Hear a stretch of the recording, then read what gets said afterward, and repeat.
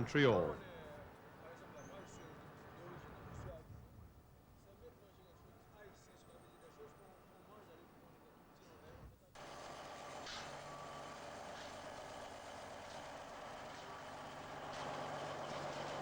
This is a complex exercise in logistics, for the teams must arrange to transport all their personnel plus 44 racing cars and no less than 120 tons of spares and equipment in a whole fleet of trucks across the border into Canada. And it looks like they've transported her too. By now, it is being whispered that Arnoux has no future with Ferrari. But René's answer to that is to be fastest in both qualifying sessions. He's the one-man band.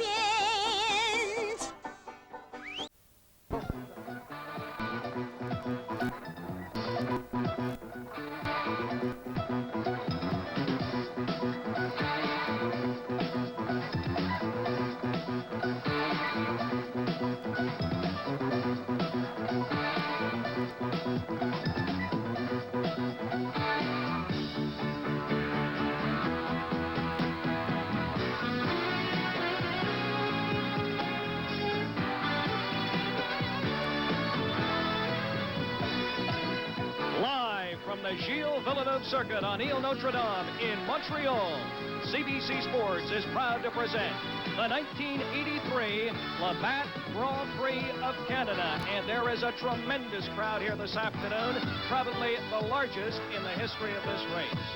Good afternoon, everyone. I'm Brian Williams, along with three-time world champion Jackie Stewart. Jackie, this race here in Montreal in the past has been plagued by bad weather. It's warm and humid this afternoon. There should be no rain, and that should be, with the turbos being so fast, make for an excellent race here today. Oh, I don't think there's any doubt at all, Brian, that we're going to see probably one of the best Labatt Grand Prix of Canada that we've ever seen. The competition is strong. In qualifying, it was a very tight race. The turbocharged engines, as you have correctly said, are certainly leading the field. Out of the first 9 cars, 8 of them are turbocharged cars. The weather today is not ideal for the turbo. It's very warm and it is humid, and they prefer a cold, crisp atmosphere to get the best out of their turbo power. Of course, the racetrack is dry, which is going to allow them to transmit their power efficiently to the racetrack itself. However, just a week ago, in fact, at Detroit, we expected the turbocharged car to run away from everybody, but that did not happen. In fact, Michele Alboreto, driving a normally aspirated Ford power unit in the Tyrrell car, simply drove away from everyone at the end of the race and, in fact, successfully won that event. So, therefore, the normally aspirated engine was first, second, and third, no less, in Detroit, Alboreto being the victor, as we said. Now, we, in fact, had an opportunity to speak to Michele Alboreto, very talented young man, and with him is a man who's working with us today, tremendously experienced from England, works with the BBC, with ITV, one of the leading motoring journalists in Britain, Barry Gill. So let's go down to the pits with Barry Gill and Michele Alboreto. The man who arrives here in Canada with the most recent victory under his belt is, of course, Michele Alboreto, the young Italian Tyrrell driver. First of all, Michele, congratulations on your victory in Detroit. Thank you a lot for my best day in this year. Now, of course, Michele, you've won 2 Grand Prix, both of them here in North America. What is it about North America that's so special? It's probably my future is in America, because I win just here, and probably next year I come to the States. Now, Michele, how different, could you explain to the CBC viewers how different this track is going to be from Detroit? As this one, because here we need more power, more acceleration, and for sure is a track with a turbo car. We have less possibilities than Detroit. So what are your tactics in a race like this, knowing the turbos have all that extra horsepower?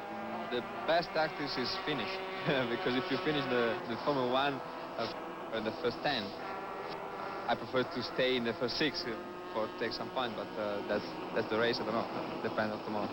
Now, Ken Tyrrell has been very complimentary about you as a driver. What are your opinions about his car? Well, we need a turbo engine, because with the cars of this year, it's very difficult to have a chance all the time. Well, sometimes we have a chance like Monte Carlo, like Detroit, and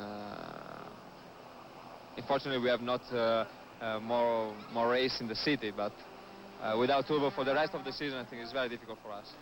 but you will be giving it your best shot, as they say here in America. Yeah. All right, that was last week in Detroit. It's a tight course, a rough course. It's not as fast as this course or as wide open as this course in Montreal. It's a different race here this afternoon. He's in a non-turbo car. The turbos have been devastating, taking 8 of the 9 starting positions. We'll continue with more live coverage of the 1983 Labatt Grand Prix of Canada as Sports Weekend continues.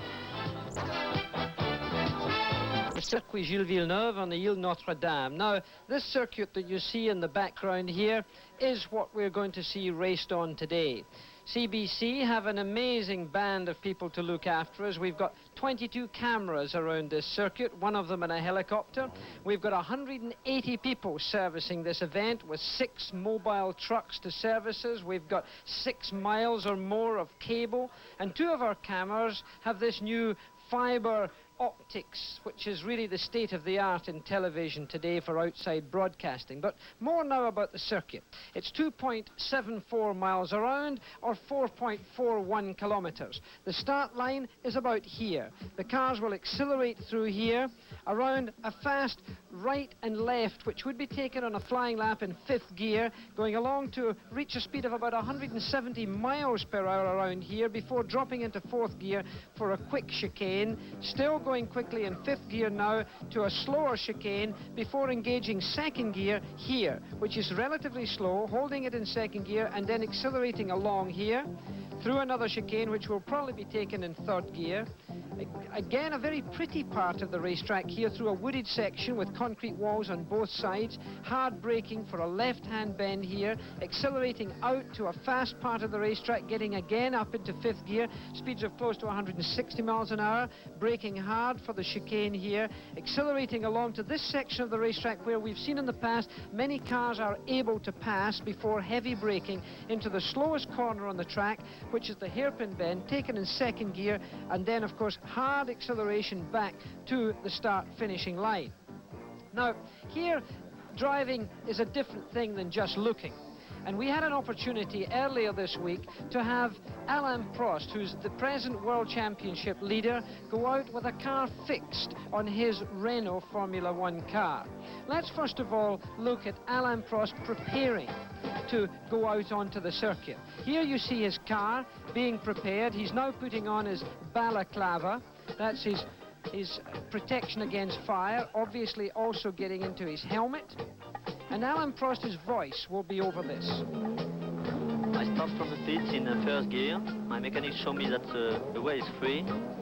I just follow some cars, 2 Alfa Romeo. 1st gear.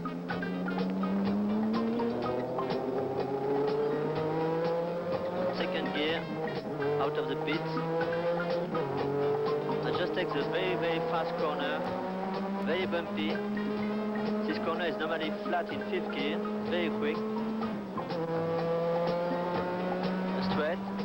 It's a good way, it's a good place to look at the mirrors. I brake. Small chicane in 4th gear. Alain Prost, standings by 1 point over Nelson Piquet, will start from the number 2 position on the front row here this afternoon. And right now, Jackie Stewart, for the viewers across the country, let's run down the 26-car grid. All 26 we'll be seeing here today in Montreal. Well, what we're looking at right now is a view of the starting grid, and there's the pole sitter, Renault Arnoux of France, driving his Ferrari, put a time up of 128.729 miles per hour. You can see his Ferrari there at the bottom of the picture, car number 28. Of course, that was the teammate car to Gilles Villeneuve in past years. The man in 2nd position right now is Alain Prost, who we just did a tour of the circuit with, driving his turbocharged Renault Elf. He posted a time of 128.830 miles per hour, or seconds rather, 1 minute and 28 seconds around there in his Renault. Very competitive and leader in the World Championship. But Nelson Piquet of Brazil, a real threat to all of those drivers, one of the finest drivers in my opinion, certainly one of the best 3 drivers in my opinion in the world at this time. Very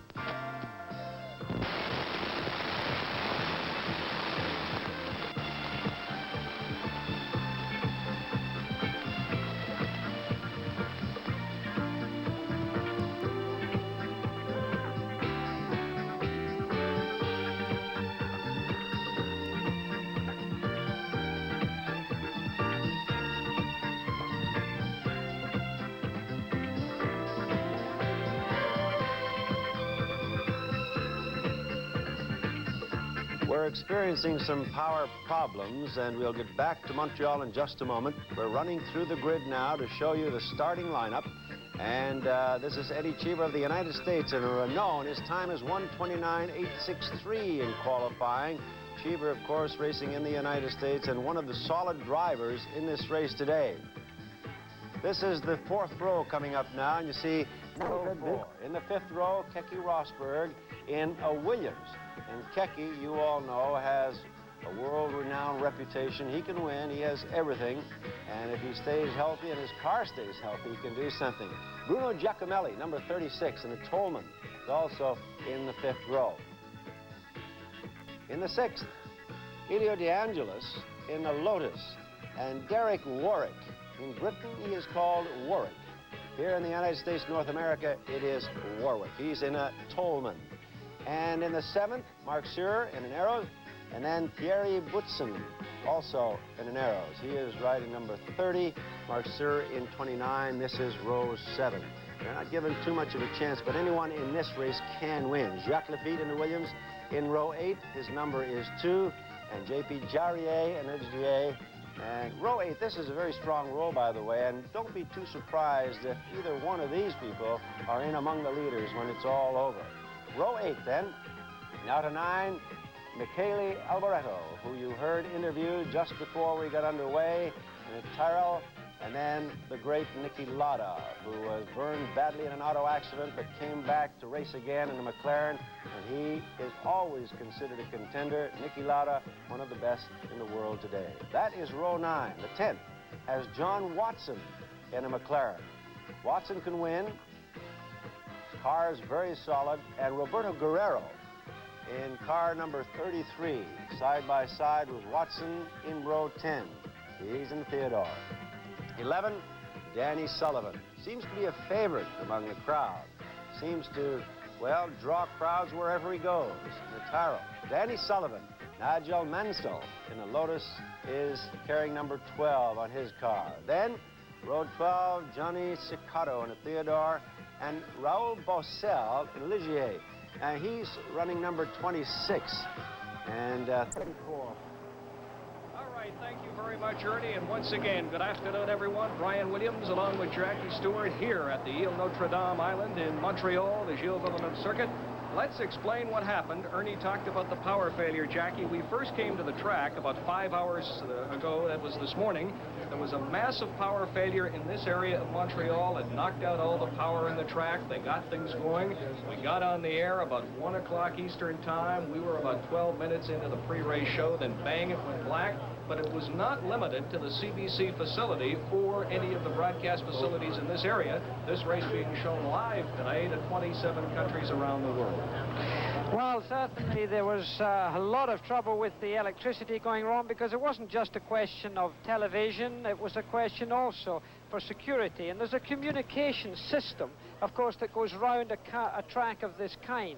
And when such a communication system goes wrong, it's a question of the medical facilities, it's a question of everything else. So gladly all of that has now been restored with great efficiency. We've got world feedback, which means that this television show produced here by CBC will be going to about 130 million people around the world. Now, more for motor racing, however, and down on the pits, our colleague Barry Gill.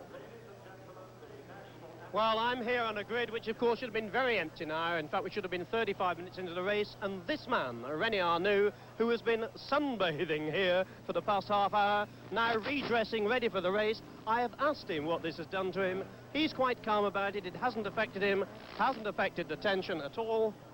But he is quite cool. And I must tell you that this isn't the only drama we've had today.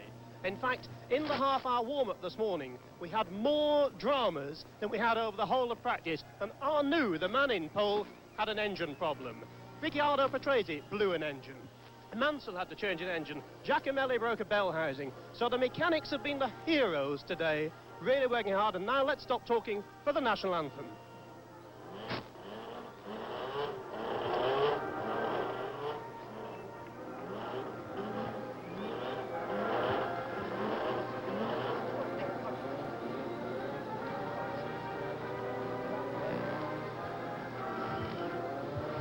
We got to get off.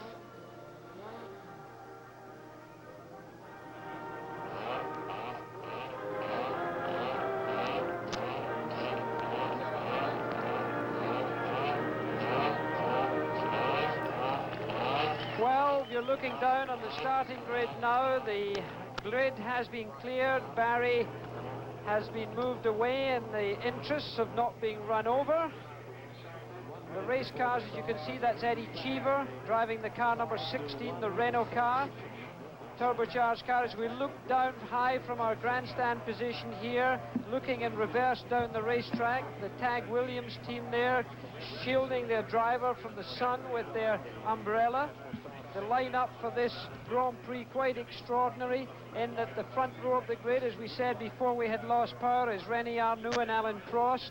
Then we have Nelson Piquet and Patrick Tambay on the second row of the grid, with Riccardo Patrese and Eddie Cheever on the third row. Fourth row being made up by Manfred Winkelhock and Andrea De Cesare from Italy. And then the first non-turbo car is Keke Rosberg in 9th fastest position, with Bruno Giacomelli and the Candy Tolman.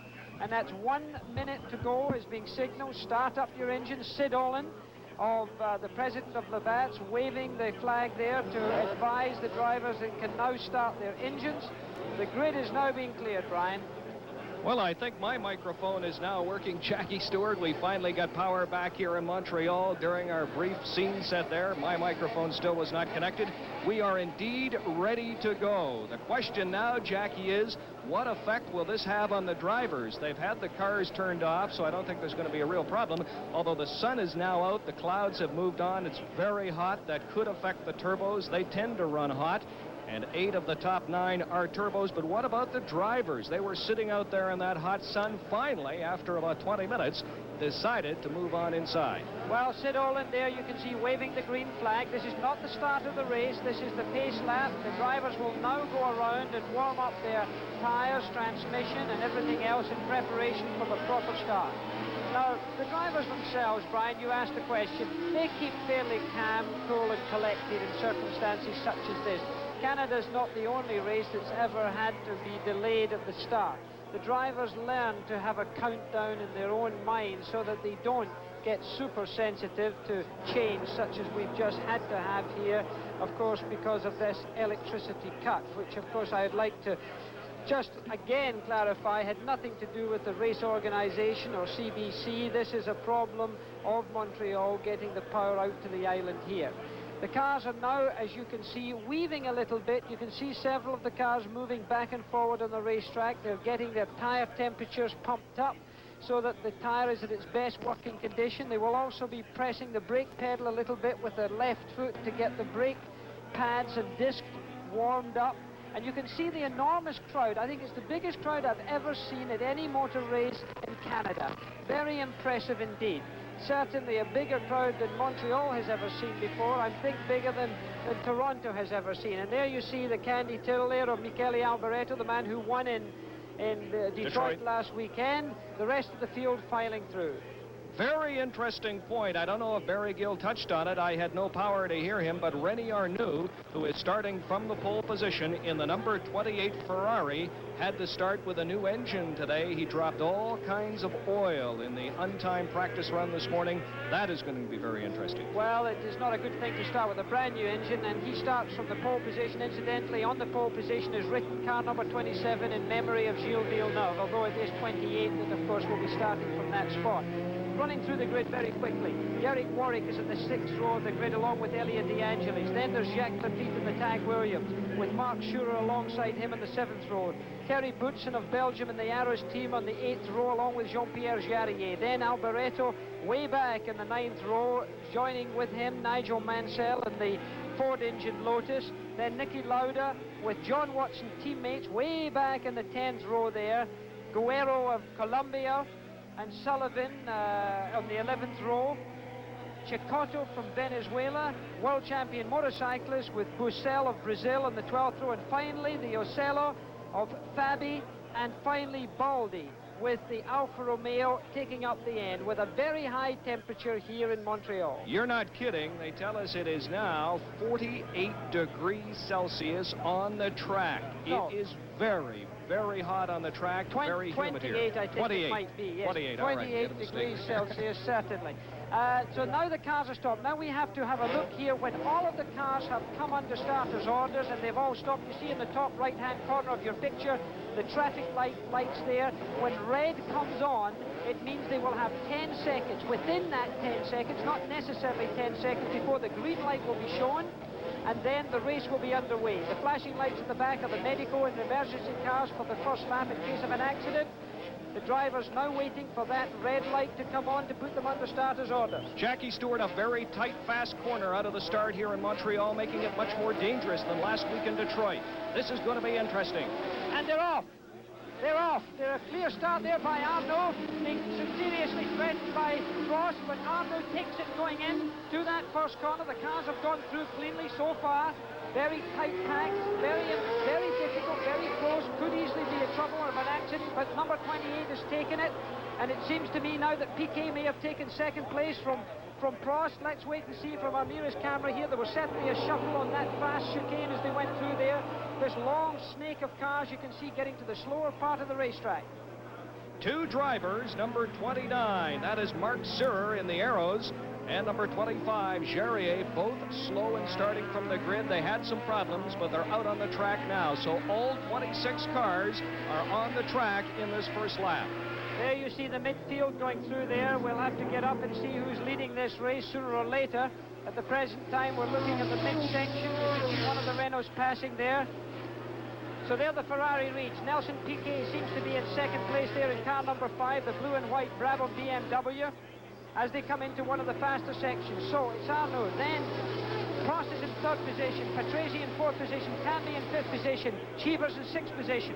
There you see the red Ferrari car number 28, René Arnoux of France, the man in 4th position. Nelson Piquet has passed Alain Prost to take over 2nd position, as said. Prost in the yellow car is 3rd, Patrese in the Brabham 4th, Tambay 5th, Cheever 6th. And get to the end of this first lap. And there's a clean run for the first lap. No little contretemps, no little trouble. Back by the start-finish line comes number 28, René Arnoux, followed by the defending champion, Nelson Piquet from Brazil, who started in the number 3 position. Piquet has moved ahead of Prost.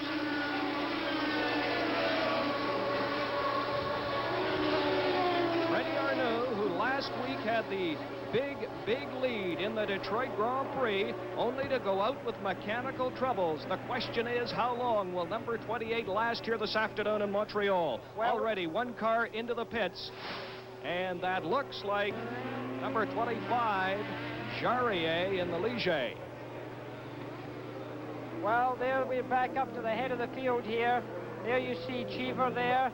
Then you have one, it's the Cesare following Cheever in the Alfa Romeo, it looks like. And there you see Jarier, the end of the day already, after only one lap. Jean-Pierre Jarier, who was slow to get out of the grid in the first place, obviously had a problem. Very disappointed Frenchman, looking for some success. He's been around for a long time. He must have competed in about 124 Grand Prix in total, maybe even 125 starts. He's not going to be driving much more today. So there, Arnoux is already opening a little bit of a lead, and Prost is pushing hard on Piquet, and in turn, Patrese is giving Prost a little bit of a hard time. It seems to me that Nelson Piquet is holding up these 3 cars immediately behind him. He may have made some small error of judgment. There seems to be a lot of smoke coming out the back of Piquet's car. In fact, he's been passed right there into 2nd. No, there, he's still in 2nd position. Prost is still 3rd. These turbocharged cars producing around 660 brake horsepower, a lot of performance there, and they've already opened quite a gap. We are underway with the power delayed 1983 Labatt Canadian Grand Prix. And there's Marc Surer of Switzerland in the Arrows car. He hasn't got out of his car. He's still got his seatbelt fixed up there. He's in radio communication with his team manager. He's been talked to into a headset in his helmet. That's what that cable is. The team manager on the left-hand side with the white shirt there, Alan Rees, one of the co-owners of this team, discussing what is going wrong with him. He's pulling the switch out. Is he going to go back and rejoin the race, or does that mean that there's nothing else to be said? You can see a cooling duct, incidentally, coming into the side of the cockpit there to try and give him more cooling as we get back out onto the racetrack. Very interesting that Marc Surer, who ran so well this year in Monaco, had troubles in Monaco, mechanical problems. He's out here early right now. Let's go down to the pits at Barry Gill. Well, already 3 cars in our pit.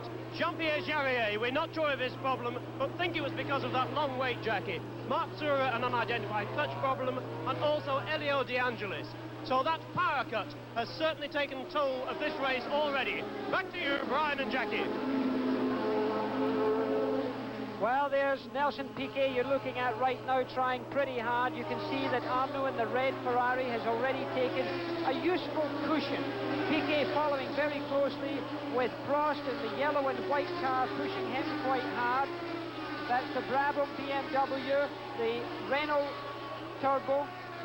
And then following behind him, you've got another Brabham BMW of Riccardo Patrese, the young Italian, very fiery driver. That's Piquet there from Brazil, past world champion, past victor here in Montreal.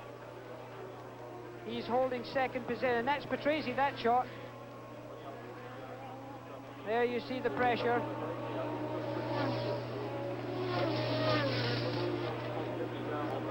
So Patrese has now in fact taken over that second position while we were down in the pits. Patrese has taken second position. Riccardo Patrese, I thought that Piquet was having a little bit of trouble there, and he certainly had a little bobble because he was fast. Now Prost is putting the pressure on Patrese. That's Piquet we're looking at right now. So in the 4th lap, it is still the number 28 Ferrari of René Arnoux who started in the pole position. The number 6 car, the number 2 Brabham, that is Riccardo Patrese, has moved to second. Alain Prost is third, and the other Brabham, Nelson Piquet, the defending champion in Montreal, standing in the number 4 position. Number 5, Tambay. Number 6 is the other Renault, Eddie Cheever de Cesaris in the Alfa Romeo in the number 7 position. Bruno Giacomelli driving very well in a Tolman, standing number 8. The first of the non-turbo cars to start on the grid today, now running 9th, is the number 1 car of defending world champion Keke Rosberg. And in the number 10 position is Manfred Winkelhock in the ATS from West Germany. Barry Gill is standing by with Mark Surer from Switzerland. Barry.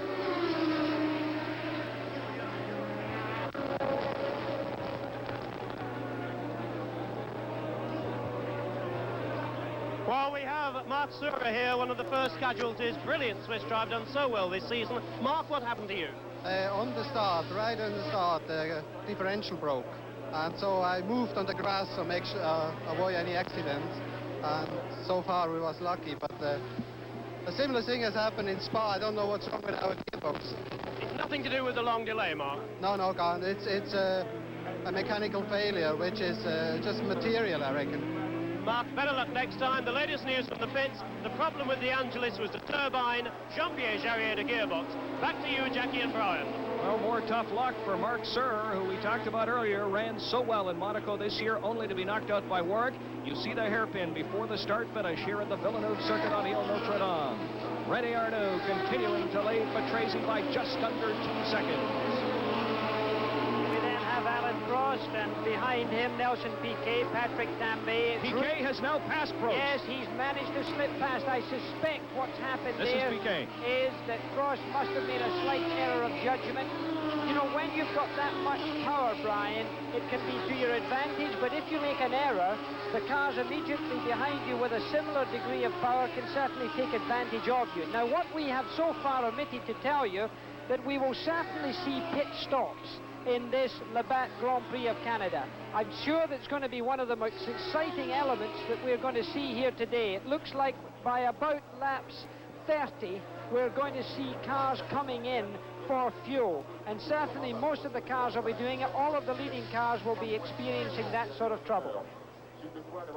Well, as a matter of fact, the leader, René Arnoux, as we look at his teammate, number 27 in the other Ferrari, Patrick Tambay, René Arnoux is scheduled to come in for a pit stop in 30 laps on lap 35. So now, after 5 laps, it is Arnoux in the Ferrari in first place, followed by the Brabhams of Patrese and Piquet, and the Renault of world champion points leader Alain Prost. Vierungen, zweiter also Patrese, dritter Piquet, vierter Prost, fünfter Tambay und sechster Cheever. Dann siebenter De Cesaris, achter Rosberg, neunter Winkelhock, zehnter Lafitte, elfter Giacomelli, zwölfter Bautzen, 13. Warwick, 14. Lauda, 15. Watson, 16. Menzel, 17. Alboreto, 18. Guerrero, 19. Sullivan. Michele Alboreto, der Sieger von Detroit, liegt also weit zurück, 17. Platz, 30 Sekunden Rückstand, verliert in jeder Runde 6 Sekunden auf den führenden Arnoux. De Cesaris im Kampf mit Rosberg.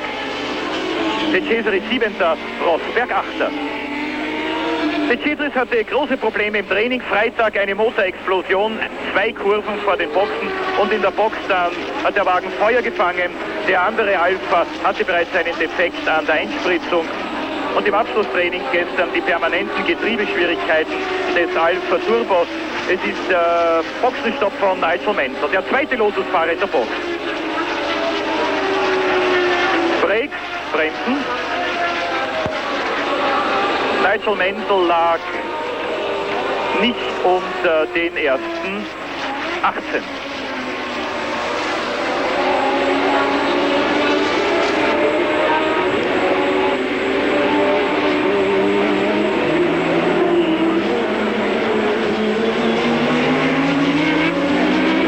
Ich kann Ihnen die erste Ausfallsursache melden. Marc Surer, der Schweizer, Differentialschaden, ausgeschieden bereits nach der ersten Runde. Damit der 4. Grand Prix hintereinander, bei dem der Schweizer wirklich Pech hat. Ich habe es Ihnen schon gesagt, Monte Carlo, 3. Platz, die Kollision unverschuldet heraufbeschworen. Jackie Stewart and Barry Gill back at the Villeneuve Circuit on Ile Notre Dame in Montreal.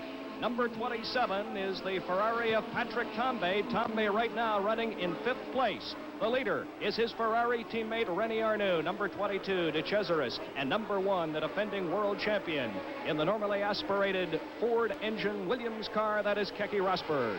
Well, Keke Rosberg now is attempting to get past De Cesaris there because he, of course, is riding with a lighter car. The turbocharged Alfa Romeo there is a heavier car to handle. It could be he's going to do him under braking under here. He's not been able to do it. De Cesaris has fended him off.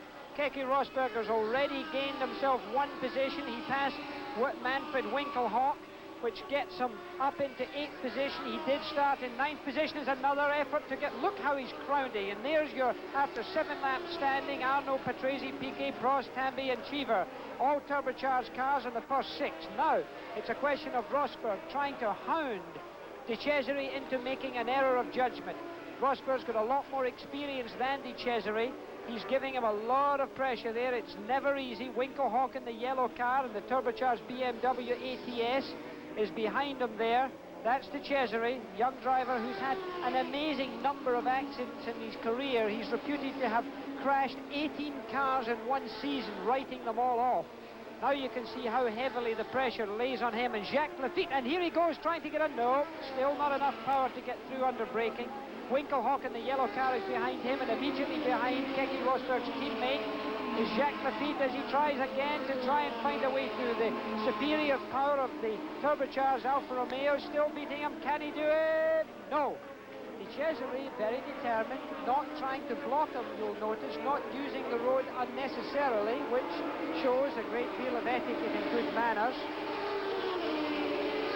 Number 22, De Cesaris, ran his first ever Grand Prix race here in Montreal in 1980. Right now, he is in 7th position. Keke Rosberg still trying to pass him and move up from 8th place. Keke is a very aggressive driver. He's not one of the great smooth drivers in the world. Right now, what he's trying to do is not actually pass him, but harass him. He's on a line that he wouldn't normally be using, trying to fill the mirrors of De Cesaris and having De Cesaris think, what is he going to do next? Where is he? And if ever De Cesaris gets his mind away from driving and gets it onto the mirrors, then surely Rosberg will take advantage of him. I can't imagine De Cesaris will be able to keep Rosberg back for too long. Jackie Stewart right now, Rosberg stands in 4th place in the world driving standings, only 6 points behind Alain Prost. He said he really wanted to win here today in Montreal because it's the halfway point of the season, and after this, the European tracks are wide open. They're fast with long straightaways suiting the turbo cars. Williams is a non-turbo car, so it's a big, big race here this afternoon for Rosberg. Yes, he is driving the Ford power unit, and of course we do recognize that the normally aspirated engines are giving away as much as 150 brake horsepower to the turbocharged engines. The sort of place that he can pass is right here, and he nearly got his front wheel chopped off. Patrese is certainly not handing him it on a plate, but then again, why should he? After all, it's his race too.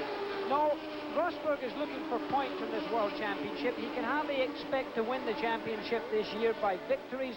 What he has to assume is that if he collects enough points, and here we go again, trying this ducking out, drafting tactic, but he's not really close enough to do that. You see how close he gets on the exit of a corner. The normally aspirated engine is carrying less fuel at the beginning of the race, and Rosberg will be coming in for fuel during this race. He'll be coming in to re-top up his fuel tank. So right now he's a much more agile car in the turbocharged Alfa Romeo. The leader is number 28, Renault Arnoux, in the number 2 Ferrari, the man that took the lead early last week in Detroit. Arnoux is followed by the 2 Brabhams, Patrese and Piquet. Now watch Arnoux come into the hairpin before the home stretch. Here comes Patrese, 4.2 seconds behind.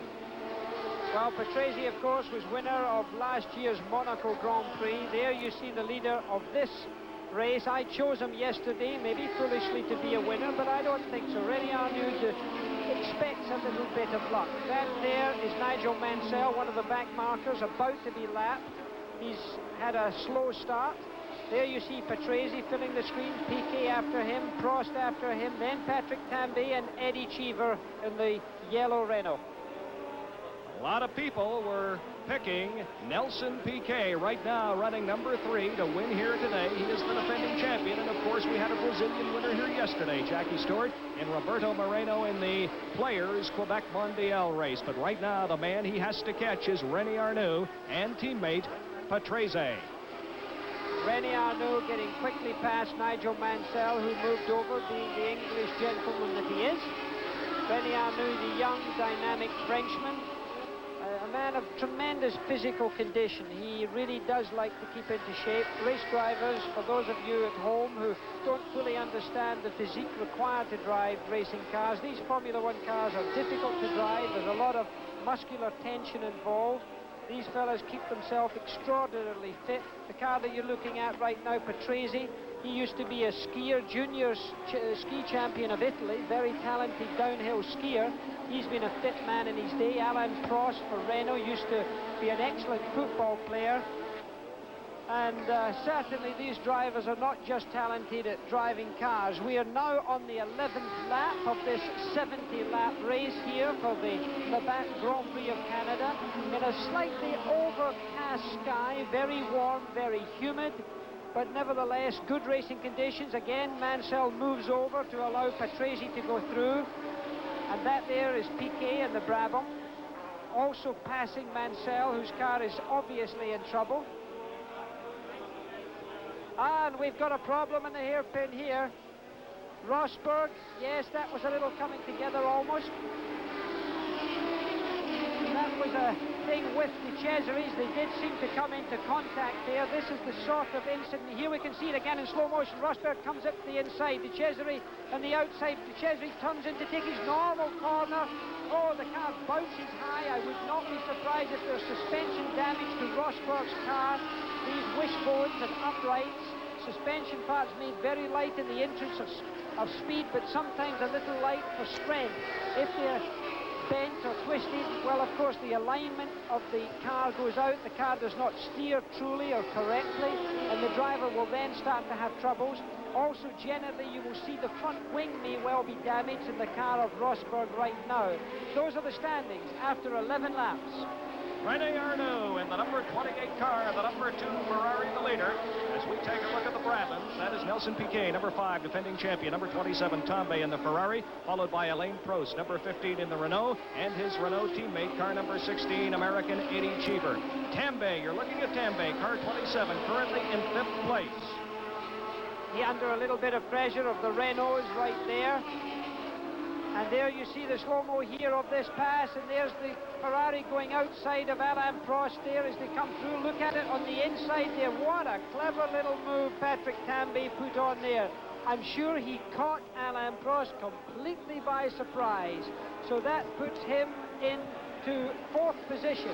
Very useful for Patrick Tambay because he is in contention for the World Championship, sitting in 3rd place right now. And of course, points in the World Championship, 9 points for 1st place, 6 points for 2nd, 4 points for 3rd, 3 points for 4th, 2 points for 5th, and 1 point for 6th position. The two Renaults are chasing number 27, Patrick Tambay, the winner this year at San Marino, as Ferrari tries for only its 2nd win of this 1983 season. Car number 15, Alain Prost, followed by his American teammate Eddie Cheever. The battle right now for 3rd place. I think you're going to see Eddie Cheever passing his number 1 teammate Alain Prost in a short time. The race is at the moment in a sandwich of the 2 Ferraris, with inside that sandwich the Brabhams. As we look down from our helicopter shot, we have 22 cameras around this racetrack, and our CBC coverage of the Labatt Grand Prix of Canada, servicing hopefully as good coverage as we can supply. This is the race that's going right on now, passing the start-finishing line. Alain Prost in the lead 15 car, and remember it was him who took us round the racetrack in his race car earlier on today. If you were tuned in, and Cheever trying to overtake on the inside, doesn't make it. Monsieur Prost said, "Not this time, young man." Is there a gentleman's agreement, Jackie Stewart, between the two? Prost is the number 1 driver on this team. Perhaps is Cheever ordered to stay back and don't pass Prost? It rather depends on what the rest of the race is doing.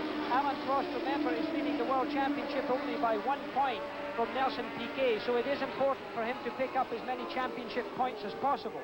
So he doesn't want to give a position away unless it's absolutely necessary. If, on the other hand, he were really holding up Eddie Cheever, who had an opportunity to regain positions and perhaps get on to the 1st or 2nd position in the race order, well then, of course, Alain Prost would probably let him through, and he may well get team orders just to do that very thing. The 2 Renaults of Prost and Cheever.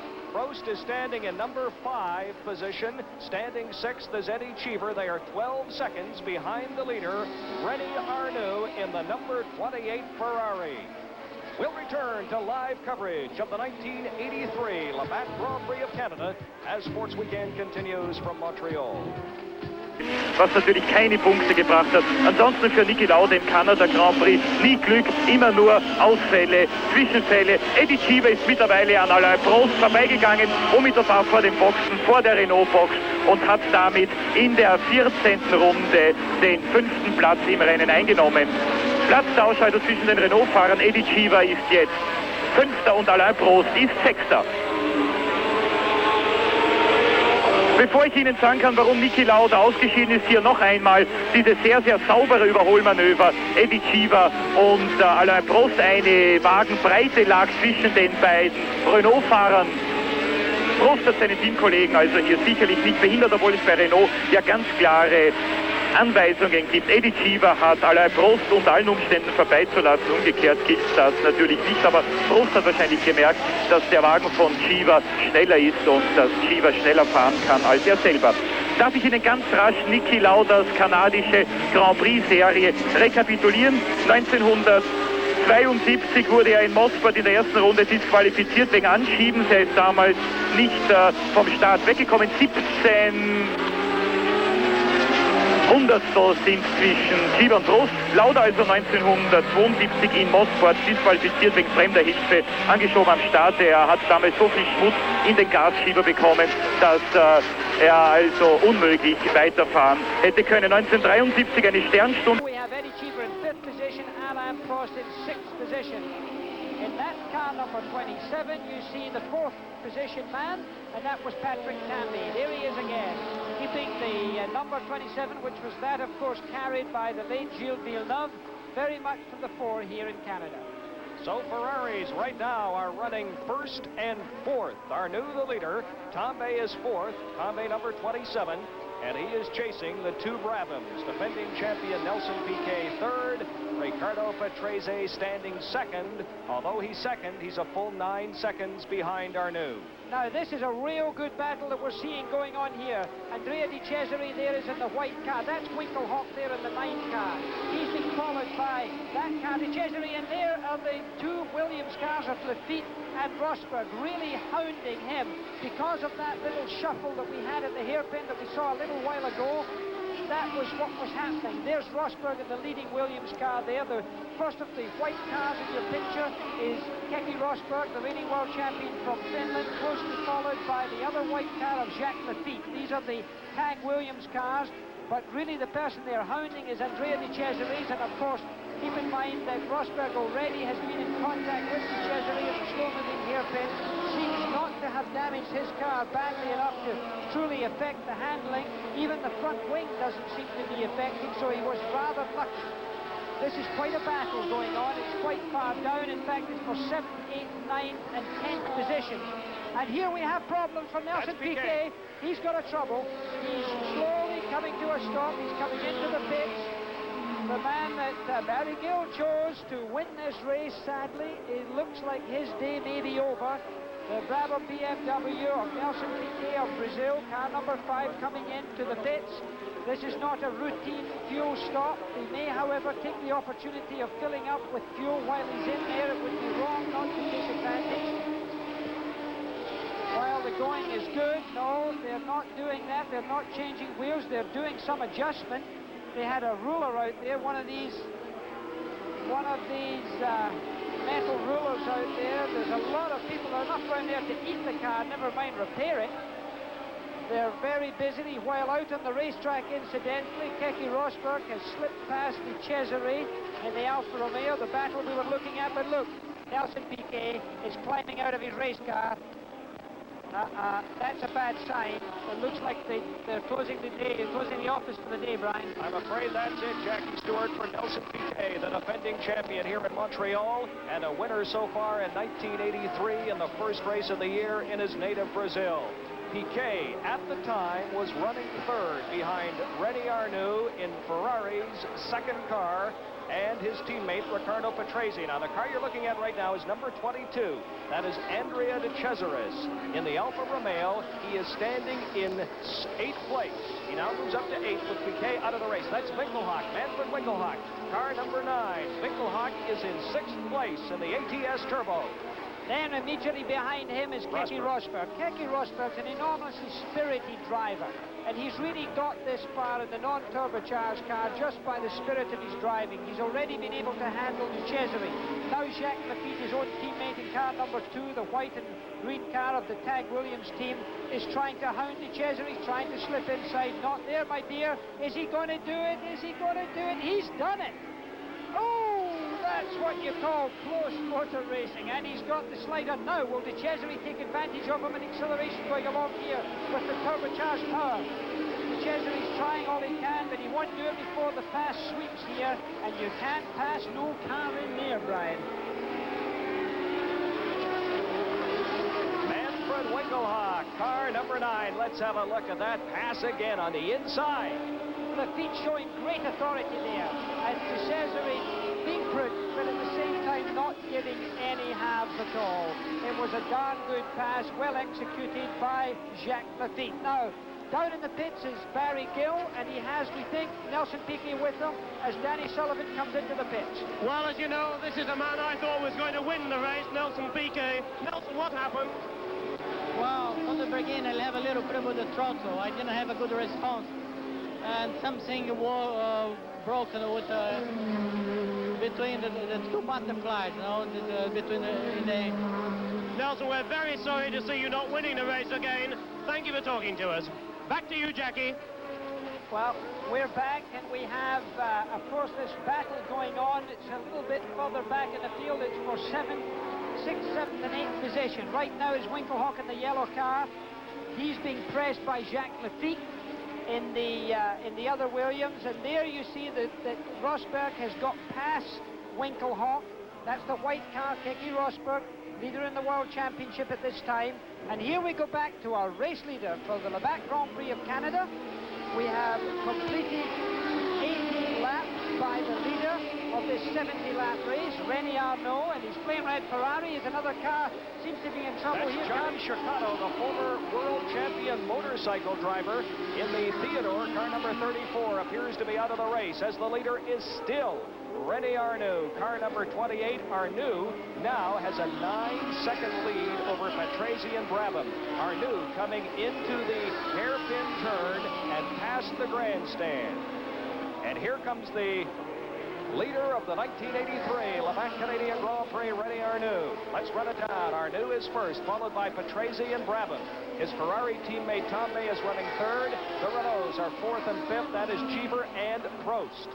The slow-moving car you saw in your picture was Johnny Chicato moving over there, and it's coming into the pits right now. Danny Sullivan, incidentally, has been into the pits, had his problem rectified, he thinks, and has rejoined the racetrack. So there we are.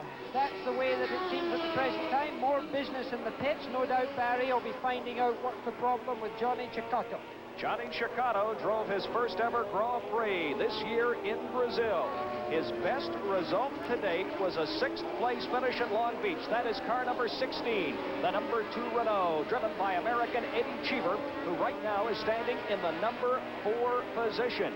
Cheever leading his teammate Alain Prost. Prost, of course, is the leader in the world driving standings by only 1 point over Nelson Piquet. Piquet is already out of this race, so Prost could increase his lead today. Another car into the pits, and that is Manfred Winkelhock, I believe, car number 9, the ATS Turbo from West Germany. He's having a wheel change. He's also having fuel put in, I think. Manfred Winkelhock getting rear wheels changed there, getting new rubber on and getting fuel out. Just below our commentary position here as he burns rubber as he leaves the pit to join the racetrack. Incidentally, a great battle coming on here. Patrick Tambay has closed right up in Riccardo Patrese. This is the battle for 2nd and 3rd position here. Patrese just going out of your picture. Car number 27, the red Ferrari, being driven by Patrick Tambay, the man 3rd place in the World Championship right now, has been progressively doing well for Ferrari. Keep in mind that the Ferraris are now in 1st and 3rd position. And of course, Patrick Tambay seriously threatening Patrese because he's truly caught him up considerably. Jackie, we talk so much about the driver standings as we look at the Ferrari of number 27, Patrick Tambay. There is also a constructors standings, the standings for the teams, and right now Renault is leading that, followed by Williams and Ferrari. However, the Ferraris running 1st and 3rd here this afternoon could change all that. Patrick Tambay certainly wanting to do that. Ferrari is a great old man, known as the Commendatore. He's 85 years young, you could almost say, an amazing man, still rules the roost in Maranello. Man of tremendous dedication to motorsport, has contributed more than anyone else I can think of in the sport. And Patrick Tambay is chasing the first car on your screen, the number 6 car. That is Riccardo Patrese and the Brabham. His first and only Grand Prix win was last year in Monaco. One of the Lotuses is now into the pit. This seems to be Nigel Mansell, who's been going slowly so far, doesn't seem to be going as well as he would like to. Putting rubber on the back, putting fuel in. That's the fuel hose has been removed from Birmingham. He's got new rubber all the way around. He's back into the race as we still see Patrese is still keeping a handle on the Ferrari. The yellow car you see there is Manfred Winkelhock. He is about to be lapped by Patrese. He's way back, Winkelhock, in 15th position right now. But he will gain a few spots, but he's trying to stay unlapped from these 2 drivers. He, remember, went in for fuel and tires. You'll have to be careful that he doesn't hold up Patrese here, because that will allow Patrick Tambay to get a lot closer, as in fact he has. Winkelhock moves over like the gentleman that he should be. Grand Prix drivers have gone a fair bit to get to the position they're in. They've done a lot of racing, sometimes through Formula 4 and Formula 3 and Montreal, Formula 2, Can-Am, to finally get to really the top of the mountain, which is Grand Prix racing. I tell you something, the car on the left, the Ferrari, number 27, Tambay, he is getting ready to make a run at 2nd place, and Riccardo Patrese. In the meantime, out in front, René Arnoux is still holding more than a 10-second advantage on Patrese. It's a comfortable lead with 21 laps completed of this 70-lap race. Glorious sunshine. You can see the shadows here of this beautiful island circuit, the Circuit Gilles Villeneuve and the Ile Notre Dame, and beautiful downtown Montreal, and the skyline. Quite often you will see it in our shots. It is very, very hot, very, very humid. You take a look at the top 6 cars. Rosberg is the only non-turbo. The turbos have dominated here Friday and Saturday in practice. They're dominating here in the race today as we look at Patrese in second place, followed by Tambay and the Ferrari. The question is, with this tremendous heat and humidity here this afternoon, will the turbos be able to hold up this afternoon? The leader, Renault Arnoux, Patrese is second, Tambay is third, and we join Barry Gill in the pits. Well, the men behind me, another set of disaffected drivers. They are, in fact, the Coleman pit crew, waiting for one of the pit stops, which are a completely new feature of Grand Prix racing this season. Now, this may seem strange to those of you interested in Indianapolis racing, but pit stops have been forced upon Formula One by the thirsty turbos, by brake wear, and above all, by tyre wear. So, as Jack has explained, the men out on that grid now, out on the track now, are trying to build up a sufficient lead so they can come in. They've only got a half tank of fuel, specially soft tyres, so they can refill and change their tyres, and their target for that is just 15 seconds. In about 5 laps' time, there'll be more action here in pit lane than out there on the track. Back to you, Jackie. Well, Barry, thank you very much. Back on the racetrack, you see the ATS car of Manfred Winkelhock. It's sitting himself quite far down in 15th position. While we're looking at these cars, let us quickly run through the order after 21 laps at the moment. We are now on the 23rd lap in the race, but let me refer back. Covering 22 laps, let me read them to you. Renault Arnoux is first. Patrese is second. Tambay is third. Cheever is fourth. Prost is fifth. Sixth is Keke Rosberg. Seventh is Jacques Villeneuve. Eighth is De Cesare in the Alfa Romeo. Ninth is John Watson, just given the MBE by Her Majesty the Queen yesterday. It was announced. Derek Warwick is 10th. 11th is Terry Boutsen in the Arrows. 12th is Giacomelli in the Tolman. 13th is Alboreto, and keep in mind Alboreto will not be coming in for fuel, they tell us. He's back in 13th position, the winner of the Detroit Grand Prix. 14th is Guerrero. 15th Winkelhock. 16th Bocel from Brazil. 17th Mauro Baldi. 18th Fabi, the brother of the man who led the Indy 500. 19th right now is Danny Sullivan, who's been in the pits. So that's the order up into the 19th position as we see it right now. Renault Arnoux in the number 28 Ferrari, now with a 7.5-second lead over Riccardo Patrese. Nelson Piquet, the defending champion from Brazil, a winner so far this year in Brazil, and certainly one of the favorites here today, is already out of this race. He was running third at the time. We take a look at the high shot. That is the start-finish area on your left, the hairpin before the start. They're coming into it right now. Arnoux, who drove for Renault in the past, is trying for his first win of 1983 and the second for Ferrari, the green car that went through ahead of them, one of the Tyrrells, Danny Sullivan. Also missing from our pictures here, and we're trying to find out where he went to miss, in fact, is Niki Lauda. We don't seem to have any trace of him. We certainly had him on our lap chart for a little while, and then we seem to have lost him. Some 10 laps after the beginning of the race, we did see Niki Lauda still in circulation, but he is not to be seen on the racetrack. There's been no incidents on the track, so it must have been some form of mechanical failure without allowing him to get back to the pits. And Renault Arnoux, Jackie, continues to lap the slower cars. The white car he just passed, car number 30, is the Arrow of Thierry Boutsen from Belgium. Arnoux, who had the big lead 1 week ago in Detroit, only to break down, leads here today. And really a remarkable story. The fact that he is still running so strongly is that he had trouble in the untimed practice this morning. They were leaking oil on the track. They had to replace the engine. So far, the turbo engine is holding up. Ferraris are running 1 and 3. Well, there we see some of those colorful Ferraris. A lot of Italian people in Canada, they come out to wave their Ferrari flags with great zest. There you see car number 28. It's a pretty tight little cockpit they have in these racing cars. You can see there's very little room for the drivers. Renault Arnoux is a man of what I would call average height. Some people may call him small, but height would be a better description, being of around the same size myself. Certainly, he slips into that cockpit very well. There you see the Eddie Cheever with the Renault, Patrese with Tambay closely behind, riding right over that curve. That wasn't too pretty a sight, Brian, because when they ride a curve like that, they always have the risk to get themselves in trouble. And here you see, that's the Renault of Eddie Cheever. He's coming up behind a slower car. He's getting past there, and that is the car of Guerrero. He hopes not to be held up in any way. If he's having trouble, he'll raise his hand to try and allow the flag marshals to see him, but with that turbo power, he can easily power himself by.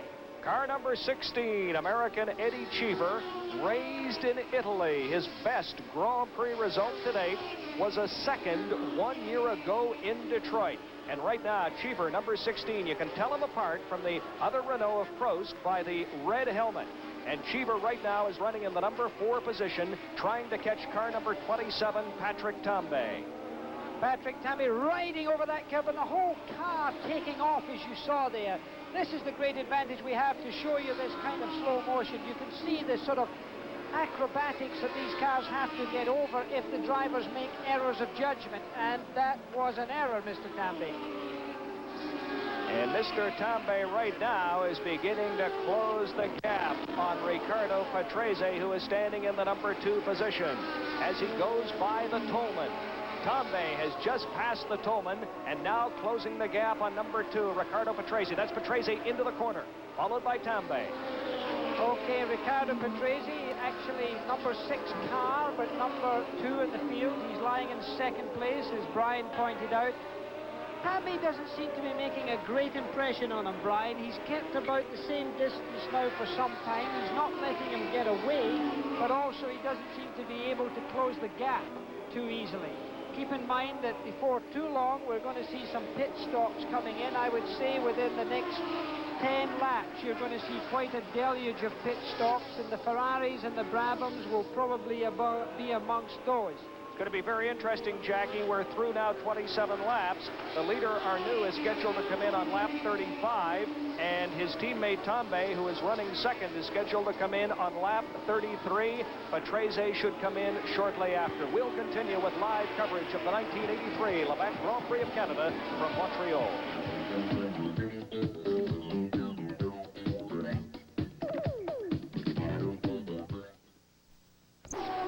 Welcome back to the Gilles Villeneuve Circuit in Montreal. I'm Brian Williams, along with 3-time world champion Jackie Stewart and the man in the pits from London, England, Barry Gill, as we look at car number 6. That is Ricardo Patrese in the Brabham, currently running second, some 7 seconds behind the Ferrari of René Arnoux.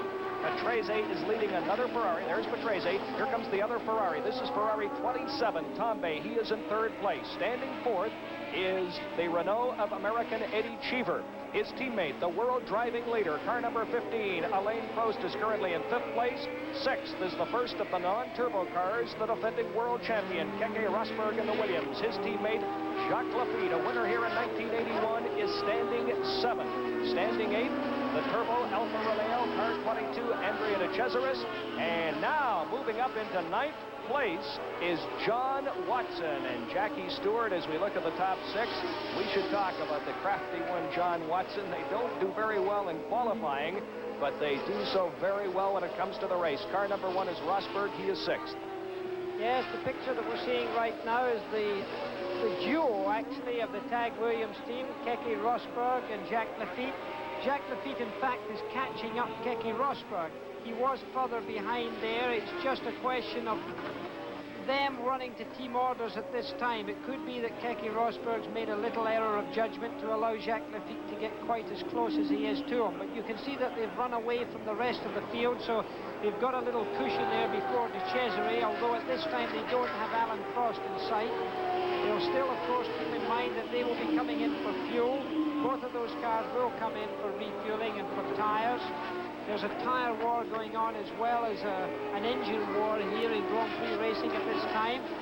And of course we're live here at the Labatt Grand Prix of Canada under beautiful conditions. The summer, everybody's moving around in great condition, as is this man here, car number 28, the leader of our race. in the Ferrari, and he's pointing to the front now. He's either going to come in for fuel. Maybe tired. He's either pointing forward to say he's coming in one more lap, or there is some problem with his car. Now, this for a driver is a difficult thing. It's very difficult indeed. And wait a minute, just as we pass our commentary position here, we notice that Patrick Tambay is in trouble. Tambay, the teammate of this man you've just looked at, has had some problems. He's been passed by Cheever. He's just been passed by Eddie Cheever. He went past our commentary position going rather slowly. He may have missed a gear and therefore not allowed himself to get sorted out clearly. So the position now would be, after they pass the finishing line here, is that they have changed, with third place now being held by Eddie Cheever and fourth being held by Patrick Tambay. American Eddie Cheever, the yellow car, number 16, is now running third. His teammate, Alain Prost, is in the number 5 position. And the pit stops become so very, very crucial at this point. Cheever will probably come in within the next 5 or 6 laps. And the Lotus is into the pits. That is number 12, Nigel Mansell. Talking about the pit stops, though, Jackie Stewart, René Arnoux, the leader, is scheduled to come in at lap 35. That's 6 laps from now. Very quick there for Mansell. Well, Mansell, this is his third time in the pits, actually, Brian, so he's obviously having trouble. Yep. There is a battle of the tyres here. I noticed that each time they came in and changed tyres, so it could be that his tyre manufacturer is not finding the correct solution to his problems, and he's having to keep changing tyres. So there's Pirelli as he is using, then there's Michelin as the Renaults are using, and then the Goodyears are using Goodyear. So it's quite a war of the rubber. Eddie Cheever, who has passed Patrick Tambay, and let's have a look at the pass. Well, Eddie Cheever's there, in fact, is passing a slower car in the inside of the racetrack there. That was not the car of Patrick Tambay as it happened. But nevertheless, Eddie Cheever now sees himself comfortably in third position. He's wearing that red and blue helmet, car number 16. He used to drive for the Tyrrell team. He's come in from a very young age in motor racing. He went go-kart racing, and he certainly got quite a lot of experience. He was telling me today, Jackie, that he likes Montreal. He was born in the United States, raised in Italy. He considers himself actually halfway between North America and Europe, and he says that's how he views the city of Montreal. It's not the United States, it's not Europe. He loves this city. He loves to race on this Villeneuve circuit, and right now he is standing in third place. Arnoux is the leader, followed by Patrese, Cheever, Tambay in the second Ferrari, then Prost, then the 2 non-turbo cars of Rosberg and Lafitte. It is interesting to note to our audience that, in fact, Patrese is closing the gap on René Arnoux. It was a 10-second lead. It's now just over 8 seconds that Patrese is behind Arnoux in the leading Ferrari. Here you see Patrick Tambay, who certainly has lost a great deal of ground on Eddie Cheever. Patrick Tambay, I think, may well be in some sort of trouble. He's certainly not going as well as he was earlier. It seems that there's... Look at this. He's really gesturing to his pit.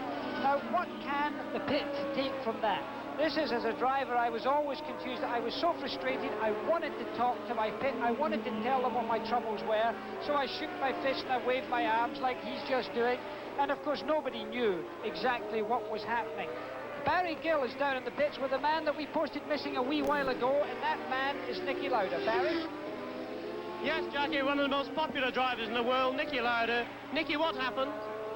Tried to outbrake Giacomelli, and I braked it a little bit too late, got the car sideways, and stalled it actually, because just before I spun I could stop it, and I couldn't get the engine run again. Niki, a very honest explanation, no driver's excuses. My fault. Sorry to see you here. Thank you for talking to us. Niki Lauda, back to you, Jackie, a very honest driver. Refreshing to see an honest driver, Jackie Stewart. Well, I tell you, you don't see too many of them. I think that's the mark of a good man, when he knows that he's made an error and he at least admits it. I take my hat off to Niki. Speaking of Niki Lauda, his teammate, his McLaren teammate, car number 7 is John Watson. He is now running in 9th place, although he's 1 lap back. Watson has a habit of starting poorly in the time trials and doing poorly in qualifying, but coming on in the race. Yeah, John Watson has shown enormous maturity in this particular area.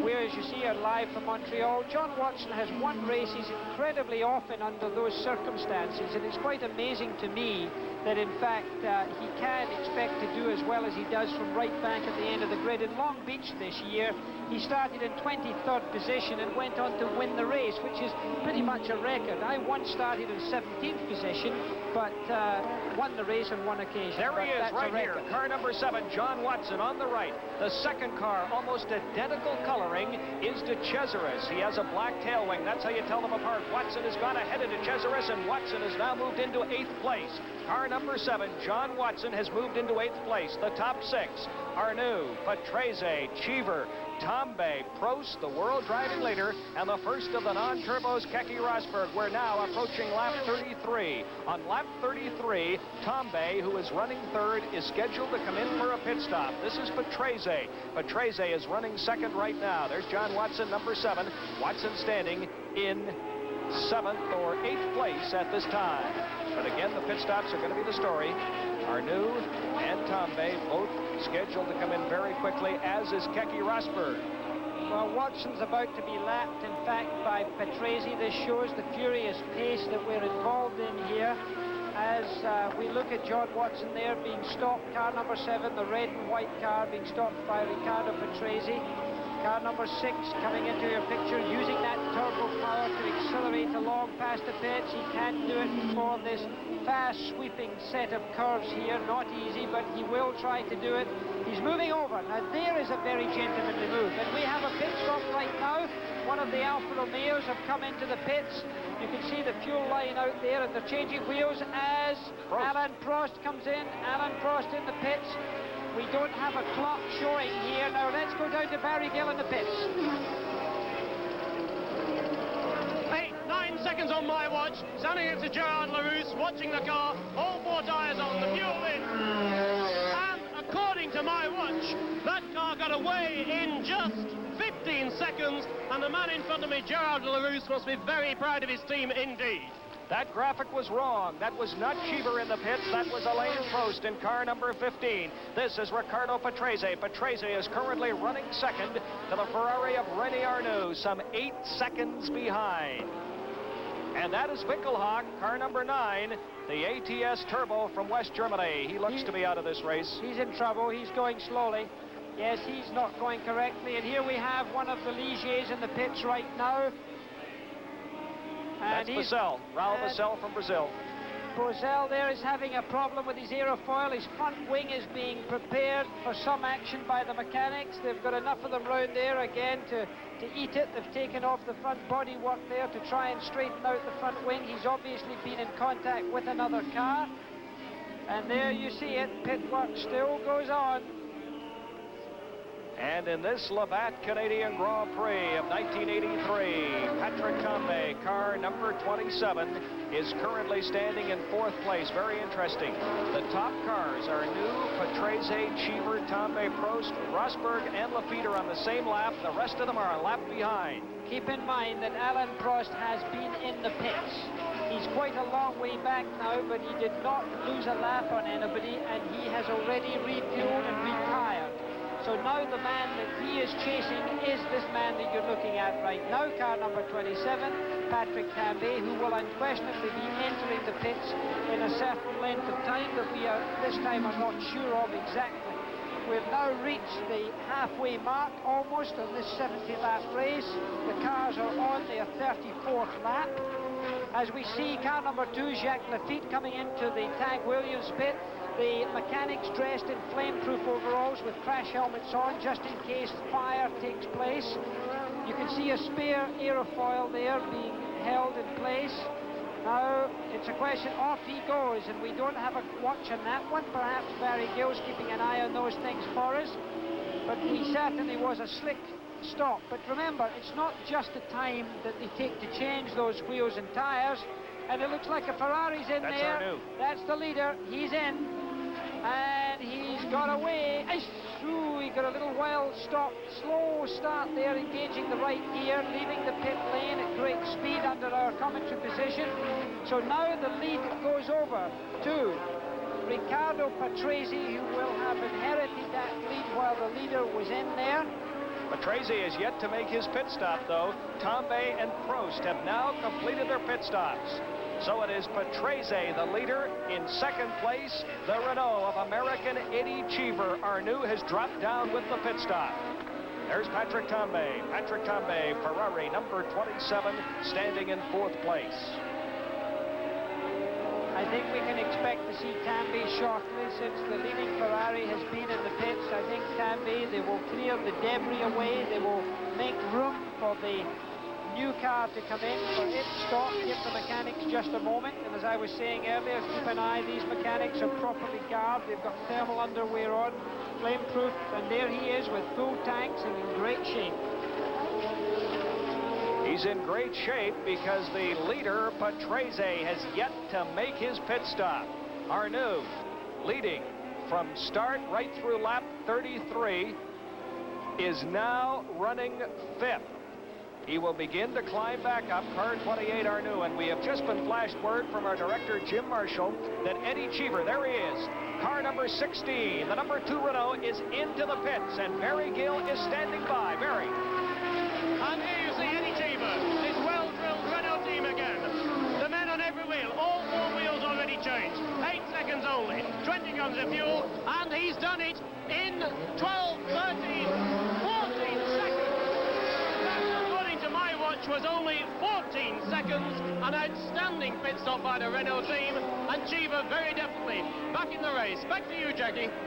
Right, as we come back to the leader at this time, which is car number 6, that's the car of Riccardo Patrese, waving the flag for Brabham. The number 1 driver of that team, Nelson Piquet, has already fallen out of the race with mechanical trouble, and that's why you buy 2 good drivers, because if one has trouble, the other is good enough to stand in for you. So, Riccardo Patrese right now in the turbocharged BMW engine, Parmalat Brabham, the car run by Bernie Eccleston, who is the president of the Formula One Constructors Association. That is the organization that provides the Grand Prix racing around the world. 15 or 16 races each year making up the World Championship, and you see quite a battle going on right there on the racetrack. Patrese going through our shot. There you see Jacques Lafitte with Andrea Di Cesare behind them, and behind that, there he is with the identification of his sponsors well produced on his car. Riccardo Patrese. And as Patrese leads, the number 27 Ferrari is now second. That is Patrick Tambay. René Arnoux, the number 28 Ferrari, now back in the number, let's see, 4 or 5 position. Number 28, Arnoux. There's Tambay. Tambay is now running a strong second to Patrese. However, behind Tambay, I can see the Ferrari of René Arnoux stalking him, and I think you will see him coming into shot from time to time. I saw a flash of him in a previous shot there. That is Tambay, you can always identify him with the blue helmet, car number 27, the red car, of course. And we will see in a moment, there he is, there's René Arnoux, who was leading this race, who's had his pit stop, who's had his fuel, who had his new rubber. He's passing Danny Sullivan and the Benetton Tyrrell there. And here you see Keke Rosberg coming into the pits, the reigning world champion, stopping at the Tag Williams pit, pulling off one of the strips that he has in front of his visor. What's he doing? He's getting onto his shoulder harness there. Something's uncomfortable for him. He doesn't seem pleased. And there he goes, a very slick pit stop by the Finnish driver and his wonderful team led by Frank Williams himself.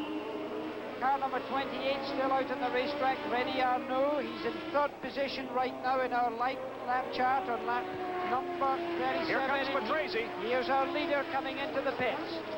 Barry Gill, bring us up to date. Very crucial here. And this is a pit stop that matters. Riccardo Patrese. There are 11 men working on that car, 2 on each wheel. You've seen them leaping up in the air now to show they've finished. And there's more strength. Now that was absolutely fantastic.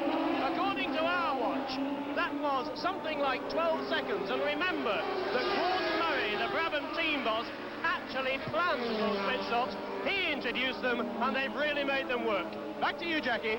Well, the man who you talked about Gordon Murray, a man born in South Africa, to a Scottish mother, no less. Great designer of racing cars. Car number 27 there is Patrick Tambay driving the Ferrari. And he's now the leader, Jackie Stewart. He is the leader on the racetrack. With his Ferrari teammate Arnoux now running second. Patrese, in spite of the pit stop, is third. Running fourth is American Eddie Cheever. And running fifth is the other Renault. That is Alain Prost. Car number 27, Patrick Tambay.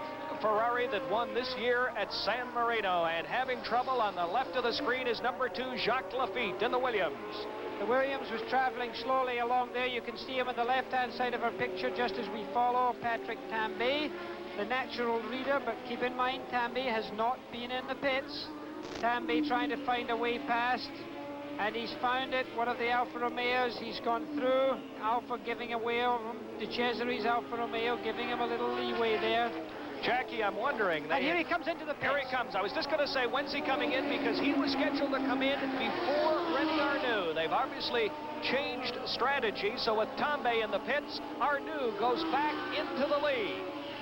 Man who was a member of the French ski team in 1966, Can-Am champion, keeping cool, calm and collected. The Ferrari mechanics dressed up for their helmets and overalls, racing garb to protect them in the case of fire. He rejoins the race, as René Arnoux will now be on the leaderboard, will be leading the race, will be Arnoux, car number 28. So he's got himself back to status quo, really. That's what he set out to do. We have one of the Candy Tolmans in the pits right now. That is the car of Bruno Giacomelli, young Italian, slightly more relaxed pit stop, as we see. Accelerates out. He's also driving a turbocharged Hart engine. And we see the leader, car number 28, the Ferrari of René Arnoux. Patrese is now second, with Eddie Cheever running third, and running fourth, it is Patrick Tambay. Ferrari's very, very strong here in Montreal. Well, René Arnoux must now have got his breath back, because, you know, when you come into something like a pit stop, you've got to be sure you come in at the right speed, that you don't run over any of your mechanics, for example, which I personally have done. You must stop securely in a position that's being designated to you. You must keep your engine running, because if it stalls when the engine is that hot, it is very reluctant to start again, particularly if it's a turbocharged engine. You've got to engage a gear at the right time, as we see one of the Alfa Romeos coming in for fuel. It looks like De Cesare jacking up the rear end of the car. It's Mauro Baldi, in fact. He's got the rear wheels off. The front wheels have been changed. The fuel has been filled. They've taken the fuel line off, the overflow line off, and here he goes, out of the pits. Really, you know, it used to be in the old days, Brian, that there was a very famous group down in the southern stock car races called the Wood Brothers. They were the slick guys when it came to stopping for gas and for tires. Nowadays, these Formula One teams are stopping as fast as anybody. So there, it's just a question of developing the state of the art. Well, we saw Arnoux come in. He lost his lead, but he has regained the lead after the pit stop from this man, Ricardo Patrese, in the Brabham. Patrese is running second. Very, very interesting. We talked about Baldi, car number 23, the Alfa that was just into the pits. He is standing in 15th place, a full 2 laps behind the leader, René Arnoux. Well, the pace is fast and furious, and you can't nod twice without being in trouble. And if you lose any ground at all, it's so easy to get out of your pace here and suddenly find yourself 1 or 2 laps back. In fact, John Watson in 7th position, he's 1 lap behind the leaders. But there again, he's hoping to collect more championship points, as again Nigel Mansell comes into the pits. He's been a busy boy, certainly exercising his mechanics this day. Busy out on the track is car number 6, Ricardo Patrese. Patrese currently running second to the Ferrari of René Arnoux. There's number 7, John Watson. Jackie mentioned Watson is in 7th place. However, he's in danger of now being lapped by the leaders. The only cars on the same lap, Arnoux, Patrese, Cheever, Tambay, Prost, and Keke Rosberg, the defending world champion. Well, in fact, what will happen is that it's very possible for John Watson to be lapped for the second time. There you see, Ferrari in first place, Brabham in second, Renault in third, Ferrari in fourth, Renault in fifth, and then a Ford power unit in sixth position. That position being held by Nicky Rosberg. As you look at Eddie Cheever, the young American, now living in Monte Carlo, brought up in Italy. His father runs health spas around the world, has been brought up in many different countries, as far away as Australia. Eddie Cheever driving his Renault with great delicacy there, and incidentally Jacques Villeneuve, who we saw traveling at a slow speed a few laps ago, has lost third gear, so he's in trouble. Jackie, we should point out, as we look at Eddie Cheever in car number 16, watch his head. It's a very hot day here. Maybe for the viewers you can point out when they start to get tired, how you know by the head. Most of these drivers are extremely fit, but if they do get tired, you see the head starting to loll from side to side and then using the headrest. At this stage, I wouldn't have expected Eddie Cheever to be worried too much by the heat. Keep in mind that these drivers started their season off in South America, down in Rio de Janeiro, when the temperature and humidity was enormously high. So they're fairly fit and in good condition, but drivers do get tired. Not so many of them as experienced as Cheever now and as young as Cheever, but nevertheless, I used to lose about 2 to 3 kilos in weight during a Grand Prix, and I only weigh about 65 to 66 kilos, so that gives you some idea of the nervous energy, muscle tension and perspiration that a driver goes through. Car number 16, the Renault of American Eddie Cheever. And after 42 laps of this 70-lap race, it is Arnoux in the Ferrari leading Patrese, Cheever, Tambay, and Prost. Stay with us. More of the 1983 Labatt Grand Prix of Canada as Sports Weekend continues. Brian Williams, Jackie Stewart, and Barry Gill back at the Gilles Villeneuve circuit in Montreal. Car number 27, the Ferrari of Patrick Tambay, right now running in fourth place. The leader, also a Ferrari, is René Arnoux. Arnoux is in first place, followed by the Brabham of Riccardo Patrese. Patrese, although he is second, is 12 seconds behind Arnoux.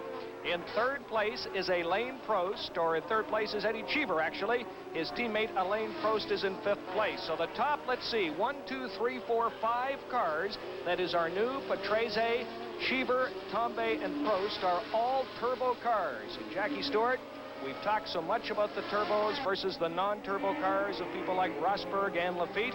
Right now, Barry Gill will explain the difference between the turbos and the non-turbos.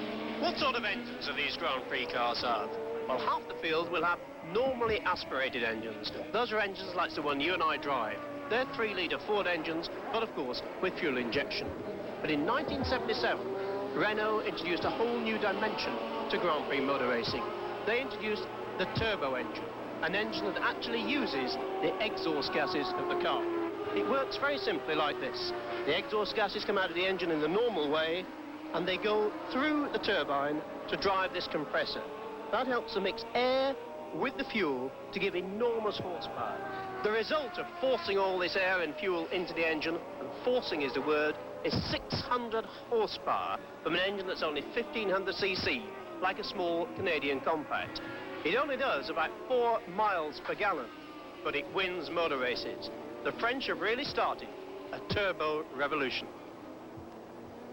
And that turbo revolution is evident here this afternoon in Montreal as car number 28 comes through. René Arnoux, he's the leader. The top 5 cars are all turbos. Arnoux is first, followed by Riccardo Patrese, then Eddie Cheever. And into the pits right now is car number 22, the Alfa Romeo, Andrea de Cesaris, who is standing in the number 10 position. And he's getting out of the car. Goodbye, Labatt Grand Prix of Canada for Mr. de Cesaris today. There's a lot of steam and mess and muck around there. A little extra fire extinguisher going on there just to quell something that was going on in the rear of the car. But de Cesaris was perfectly clear on what was wrong with him. Right now, in no trouble, is René Arnoux, car number 28. Smoothly getting him way around here. You know, as I said yesterday, when you asked me who I thought would win the race, Brian, I said that I thought it would be Arnoux because he really is a very talented driver in a first-class car, and so far he has not won a race while driving for Ferrari. He's had no victory this year. He's led from time to time, but he hasn't had a win. The man you're looking at right now is in second position, Riccardo Patrese. He has not won a race this year so far. In fact, he hasn't won since last year in Monaco, a race you know so well. His teammate, Nelson Piquet from Brazil, was the man that Barry Gill picked to win this race. Piquet went out early. He is the defending champion. Brian Williams didn't choose anybody, Chicken. Why didn't you give us a prophecy on that? Listen, I picked the Toronto Maple Leafs to win the Stanley Cup. After that, I do no predicting. Well, Eddie Cheever right now is back there in third position. This is a good finish for him, but remember, no race is over until the checkered flag is shown. I've seen an awful lot of motor races lost, even very close to the end, so don't leave your set. You stay close, because this race at Ile Notre Dame is far from being over. We've now completed, we're on the 46th lap for René Arnoux, and of course it's a 70-lap race, and you've got a little bit of traffic coming into the hairpin here. Arnoux getting into some of that traffic as Cheever accelerates out. Cheever in third place, chasing Patrese. Car number 7 is John Watson, 1 lap back.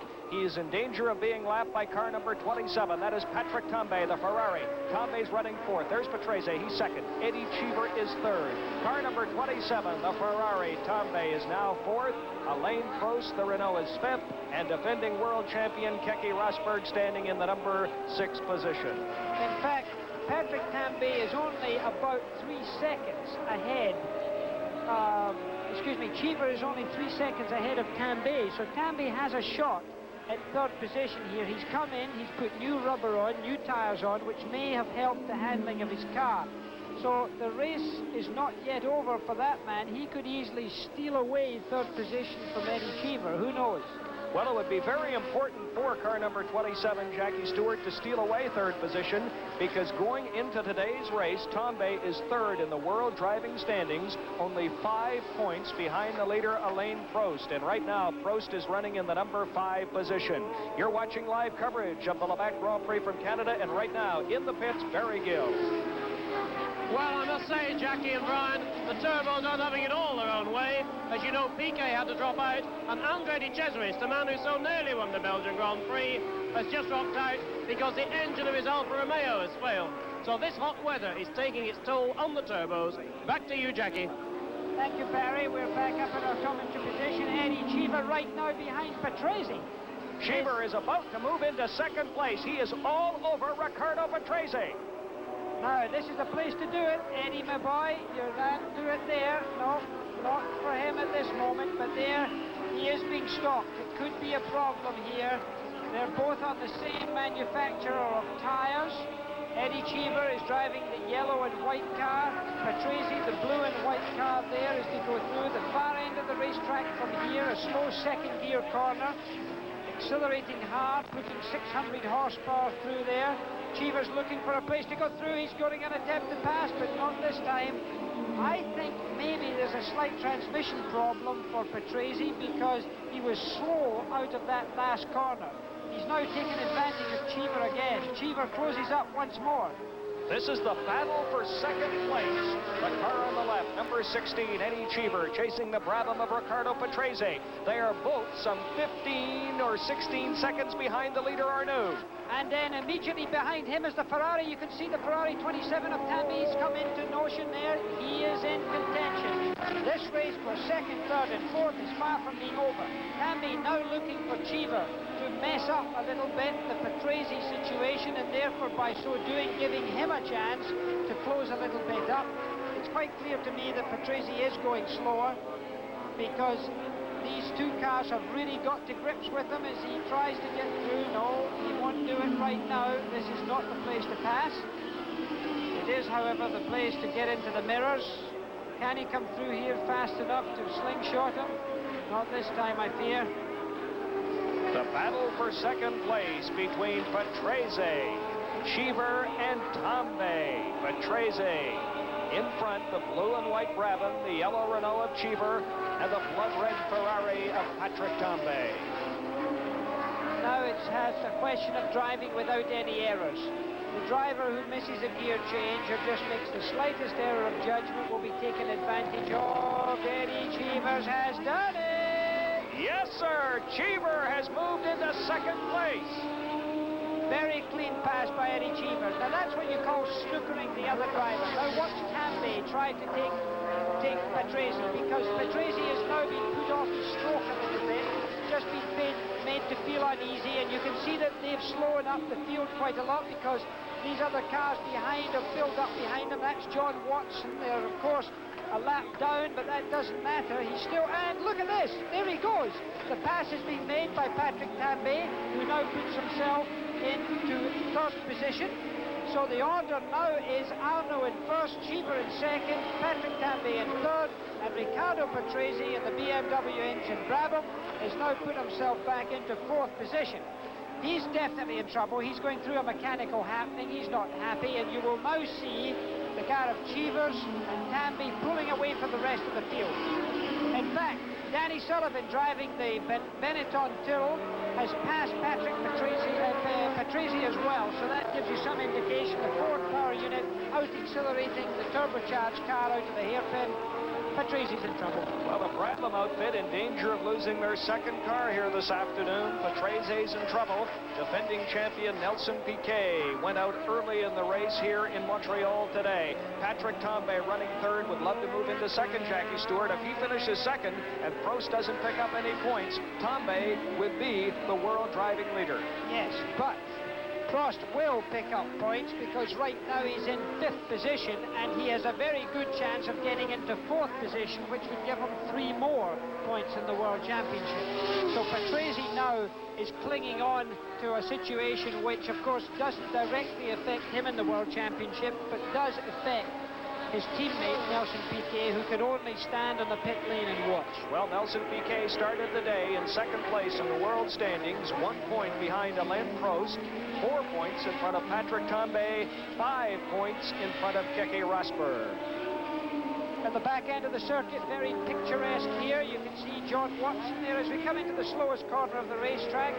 The yellow and white car of Eddie Cheever driving with considerable maturity, not even using all of the road as he exited the hairpin. Patrick Tambay close behind him. Eddie Cheever was a great go-kart racer down in Italy for many years. A lot of the race drivers in Grand Prix racing today have been kart drivers. It seems to be a very good education for them. Fast part of the racetrack. Oh, and here we have a problem. Who is this? That is Warwick. That's an engine problem. Derek Warwick in the Tolman car 35, and he is through for the afternoon. Warwick was standing in 10th place, but is 2 laps behind the leader, René Arnoux. Well, you can see the fast move here by the emergency crews. There was a little fire there. They were immediately on top of it, snapped it out. Those people, a lot of them are volunteers, amazingly keen in motorsports, and without them, there could be no motor racing. Eddie Cheever, Jackie Stewart said he was in karting. In fact, in 1972, he was the Italian karting champion, number 27, Gilles Villeneuve's number. The Ferrari of Patrick Tambay, Tambay running third. Eddie Cheever, and there we're still dealing with a little fire. When a turbo goes wrong, they have a tendency of going very wrong, and they spill their fuel and gosh knows what outside there, and that's what's still being dealt with. Eddie Cheever has yet to win a Grand Prix, born January 10th, 1957 in Phoenix, Arizona. Right now, 22 seconds behind the leader, René Arnoux. So the battle is definitely for second place between the yellow car, Cheever, and the Ferrari coming up behind him, number 27, Patrick Tambay. Arnoux is the leader by 22 seconds over Cheever. Patrick Tambay is third. In fourth place, Riccardo Patrese. The other Renault, the world driving leader, Alain Prost, is standing in fifth place. And Keke Rosberg, the defending world champion, is sixth. Those are the only cars on the same lap. John Watson is seventh. Thierry Boutsen is eighth. Michele Alboreto in the Tyrrell, the winner last week in Detroit, is ninth, and Manfred Winkelhock from West Germany is 10th. Danny Sullivan at Tyrrell is 11th, but Watson, Boutsen, Alboreto, Winkelhock, and Sullivan are all 2 laps behind the leader, René Arnoux. So there are the remains of the smoke of the car of Derek Warwick still going up there as our race leader comes into vision. René Arnoux, a mountain man, loves his fishing and loves his hunting, and a family man of the mountains of France. Lives near to Grenoble, great skiing part of France, where the great Jean-Claude Killy won his gold medals at the Olympics in 1968, I believe it was. René Arnoux is 34 years of age, has started 71 Formula One races, has won 4, has finished second on 5 different occasions. 1 week ago today, at about this time in the afternoon, Arnoux was feeling bitterly disappointed in Detroit as he had that big lead. He gave way to Piquet. Piquet then gave way to the eventual winner, Alboreto. Car number 1, the Williams, the first of the non-turbo cars, defending world champion Keke Rosberg from Finland. Rosberg right now is in 6th place, 1 minute and 19 seconds behind the Ferrari of René Arnoux. Well, we're following the reigning world champion, Keke Rosberg, man who flies his own plane. And there you see our wonderful helicopter shot of the Ile Notre Dame, and there is our helicopter with our cameraman legs dangling out of it. One of our 22 cameras around this wonderful racetrack of 4.41 kilometers and 2.74 miles. I ran around it the other day, as did Brian, another time, another hour. I ran around it twice, though. Well, one-upmanship, that's all I call that. But did you run it round as quickly as I did? No, I didn't. I didn't qualify. Right now, this man in car number 27, Patrick Tambay, was in our picture. There he goes again, flashing through the screen. 1957, you said, that the young man Eddie Cheevers, who leads Patrick Tambay in this race, was born. My goodness, in 1957, I was winning the West of England Shooting Championship for clay pigeon shots. So there we are. That was a long time ago. I had just got my driving license when he was born. That makes me feel older than I really am. As a matter of fact, yesterday was your birthday. 44, happy birthday. Well, thank you. There's a man of 34 years of age driving there right now. I retired when I was 34. I don't think René Arnoux has any idea of retiring right now. When you retired, I am told that one of your 2 sons had a great suggestion for future employment.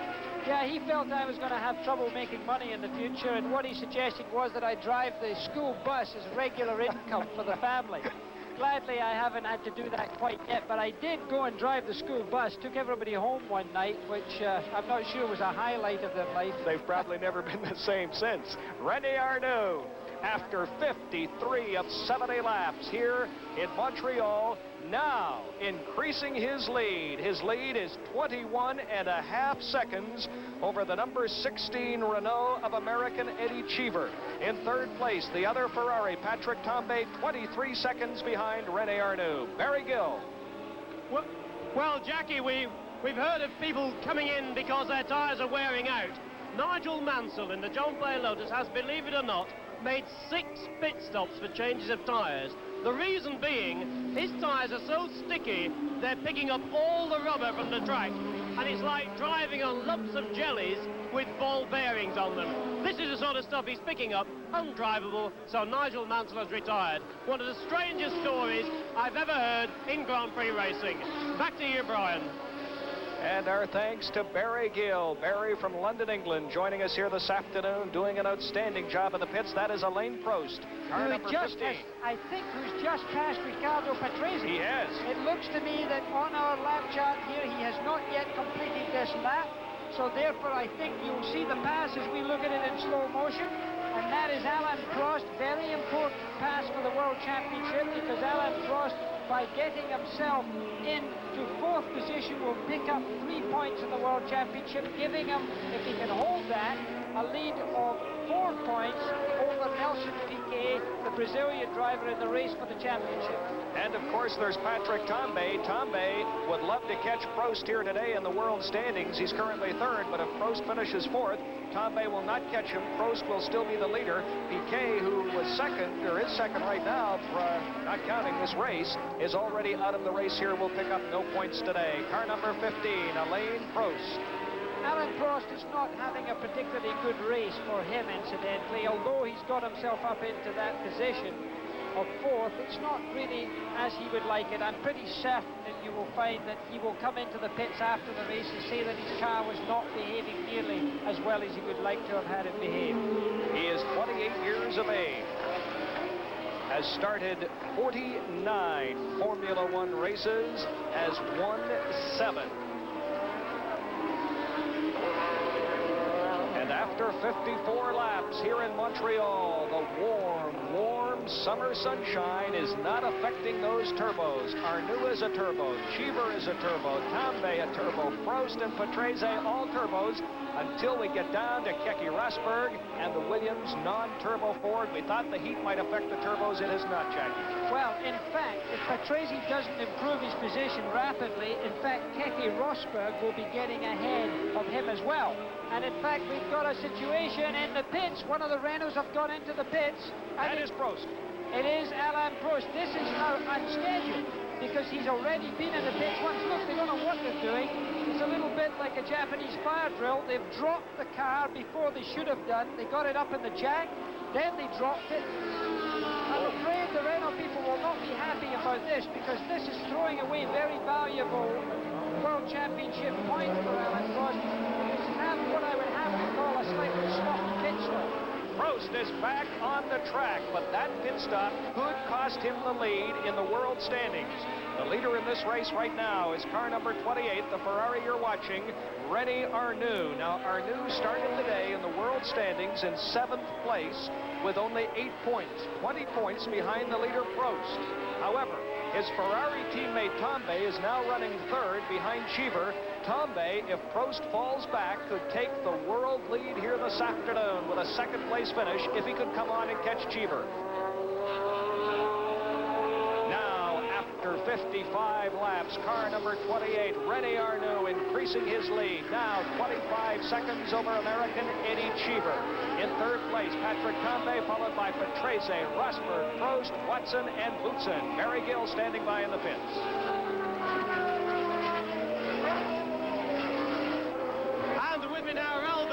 From the Ligier team. Raul, what happened to you? Well, to start, I just have a touch in Guerrero in the Circuit and bent my front wing. And after, I think I'm 12 or 11, and the transmission broke. So I stop in the pits, see if can do something. I go out, but not can do. I stop in the track. Thank you for talking to us. Better luck next year. Okay. Back to you in the booth. That was Raul Vassell and the leader, Renault Arnoux. Jackie.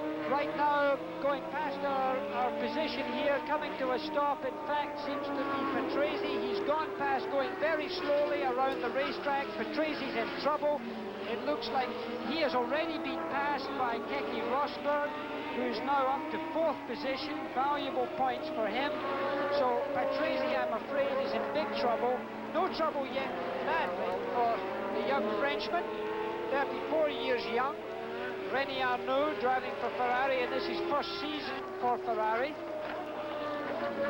It's got to now just stay out of trouble. He's a long way ahead of Eddie Cheever. He's 27 seconds ahead of Eddie Cheever's, well in hand, and he should really now, at a 27-second cushion, be able to back off a little bit, use fewer revs. There's another car in the tip. Winkelhock is into the pits. We've seen him in the pits before. Look at his arms going. It looks like he's conducting the Montreal Symphony Orchestra. Winkelhock in the ATS Turbo, number 9, coming back on the course. Currently standing in 10th place, but he is 2 laps behind the leader, Renault Arnoux, number 28 in the Ferrari. Jackie, we're talking about his big lead. Now only 13 laps to go in this Labatt Canadian Grand Prix. He could lose a second a lap and still win by 14 seconds. Yes, but you know, for a driver, he doesn't want to lose too much because you lose your pace and you lose your balance. And when you do that, you can start to lose concentration, and therefore that is the time where you make errors. Keke Rosberg still driving very hard because keep in mind he's got himself up into 4th position. That's pretty impressive. And remember, this is the Ford normally aspirated engine. I in fact forecasted a normally aspirated Ford would finish in the first 4 or 5, and sure enough, we've got Keke Rosberg into 4th place. Keke Rosberg started the day in 4th place in the world standings, 12 points behind the leader, Alain Prost. Keke Rosberg starting his 59th Formula One race. He has won 2 of them. One of those wins came this year in Monaco. Here's Patrese into the pits. Patrese right now is 5th. His teammate, Nelson Piquet, the winner here last year, went out early. Patrese into the pits, and we are attempting to communicate with Barry Gill. Is Barry Gill in the pits to talk to Patrese? Just 1 minute ago, I saw Gordon Murray, the chief engineer of Brabham, pick up his briefcase, close it, and walk away. And this was the reason. He knew that Patrese's race was over. He's on his way to the airport, and here's one of the most disappointed men in Montreal today. Talking of disappointment, Alain Prost. Alain Prost came in for a pit stop which was not scheduled. 26 seconds. Let's talk to Brabham team manager Herbie Blatch to find out if he knows exactly what happened to Patrese. What happened, Herbie? We've got a gearbox problem. This really hasn't been Brabham's day, has it? No, it hasn't. Very sorry. Thanks for talking to us, Herbie. Back to you in the box, Jackie. Well, this here back up. Here we have no problems, as we can see, for our race leader, Renault Arnoux. We've noticed that Winkelhoff, the German driver, he seems to be in transmission trouble. Also, we've got 14 different nationalities of drivers competing in this Labatt Grand Prix of Canada. People have come from all over the world to see this weekend. We've seen people from France, from Germany, from Monaco. They've come from every corner of the world to see this, a very glamorous sporting occasion. Lovely lady here from Geneva, Switzerland. Yes, Mrs. Helen Stewart's gracing us with her presence too. Barry Gill was talking about the Brabham troubles. Piquet and Patrese are both out of the race as we look at Eddie Cheever, who is now 2nd. He's falling back. He's now 31 seconds behind the leader, Arnoux. A tough day for Brabham. Piquet started from the number 3 position, and Patrese from the number 6 position. They are both gone. Now, a very interesting story. René Arnoux, Eddie Cheever, Patrick Tambay, Keke Rosberg, the only cars on the same lap. After 59 laps, Arnoux, Cheever, Tambay, and Rosberg. Prost is now 1 lap behind, as is John Watson. Nevertheless, Watson's on the leaderboard. Again, demonstrates that try again. Was it Wallace or was it Bruce? It was Bruce in Scotland who saw the spider climbing up the cave. And in said, where? In Scotland. Robert the Bruce said, keep try again. You never give up that way, and that's exactly what you can see with John Watson. He's up into the leaderboard, into 6th position, a valuable championship point. Well, John Watson's already won a Grand Prix this year. He won it in Long Beach, California. He was on the leaderboard last week in Detroit. Talking about perseverance, René Arnoux, who started in the pole position, blew an engine this morning in practice. They put in a new engine. It has been absolutely perfect, as he now has a 34-second lead over the 2nd place car, American Eddie Cheever in his Renault. 10 laps to go, and we'll return for the finish of the 1983 Labatt Grand Prix of Canada. Des 2. Boxenhaltes. 6. ist John Watson, 7. Thierry Boutsen, der junge Belgier, der bereits in Detroit diesen 7. Platz belegt hat, der eigentlich dort schon hätte 6. werden können und seinen ersten Weltmeisterschaftspunkt erreichen können, wäre er nicht wegen eines schlechten Sitzes von Krämpfen geplagt worden. Er hat den linken Fuß fast nicht betätigen können, er hat große Schmerzen gehabt und ist dadurch hinter Nigel Mansell in Detroit zurückgefallen. Boutsen also 7., Alboreto 8., Sullivan 9., Winkelhock 10. und Baldi 11. Nur noch diese 11 im Rennen. Ich bin Ihnen noch schuldig, warum ist Riccardo Patrese ausgeschieden? Es waren Schwierigkeiten mit dem Getriebe, es war ein Defekt des Schaltgestänges. Schnellste Runde im Rennen bis jetzt Patrick Tambay mit dem Ferrari 1:30.851 in der 42. Runde. Und wir sehen hier John Watson, Niki Lauders Teamkollegen, der also heute einem weiteren Weltmeisterschaftspunktegewinn entgegenfährt. Member of the British Empire, ausgezeichnet worden für 10 Jahre Werbung oder Dienst im internationalen Motorsport zum Ansehen Großbritanniens. Natürlich auch für 5 Grand Prix-Siege. Den letzten hat Watson in Detroit erreicht. Damals war es der McLaren Doppelsieg. John Watson vor Niki Lauda. Watson hat von dieser Auszeichnung schon vor 5 Wochen erfahren. Gestern am 30. Jahrestag der Krönung der Queen Elizabeth II.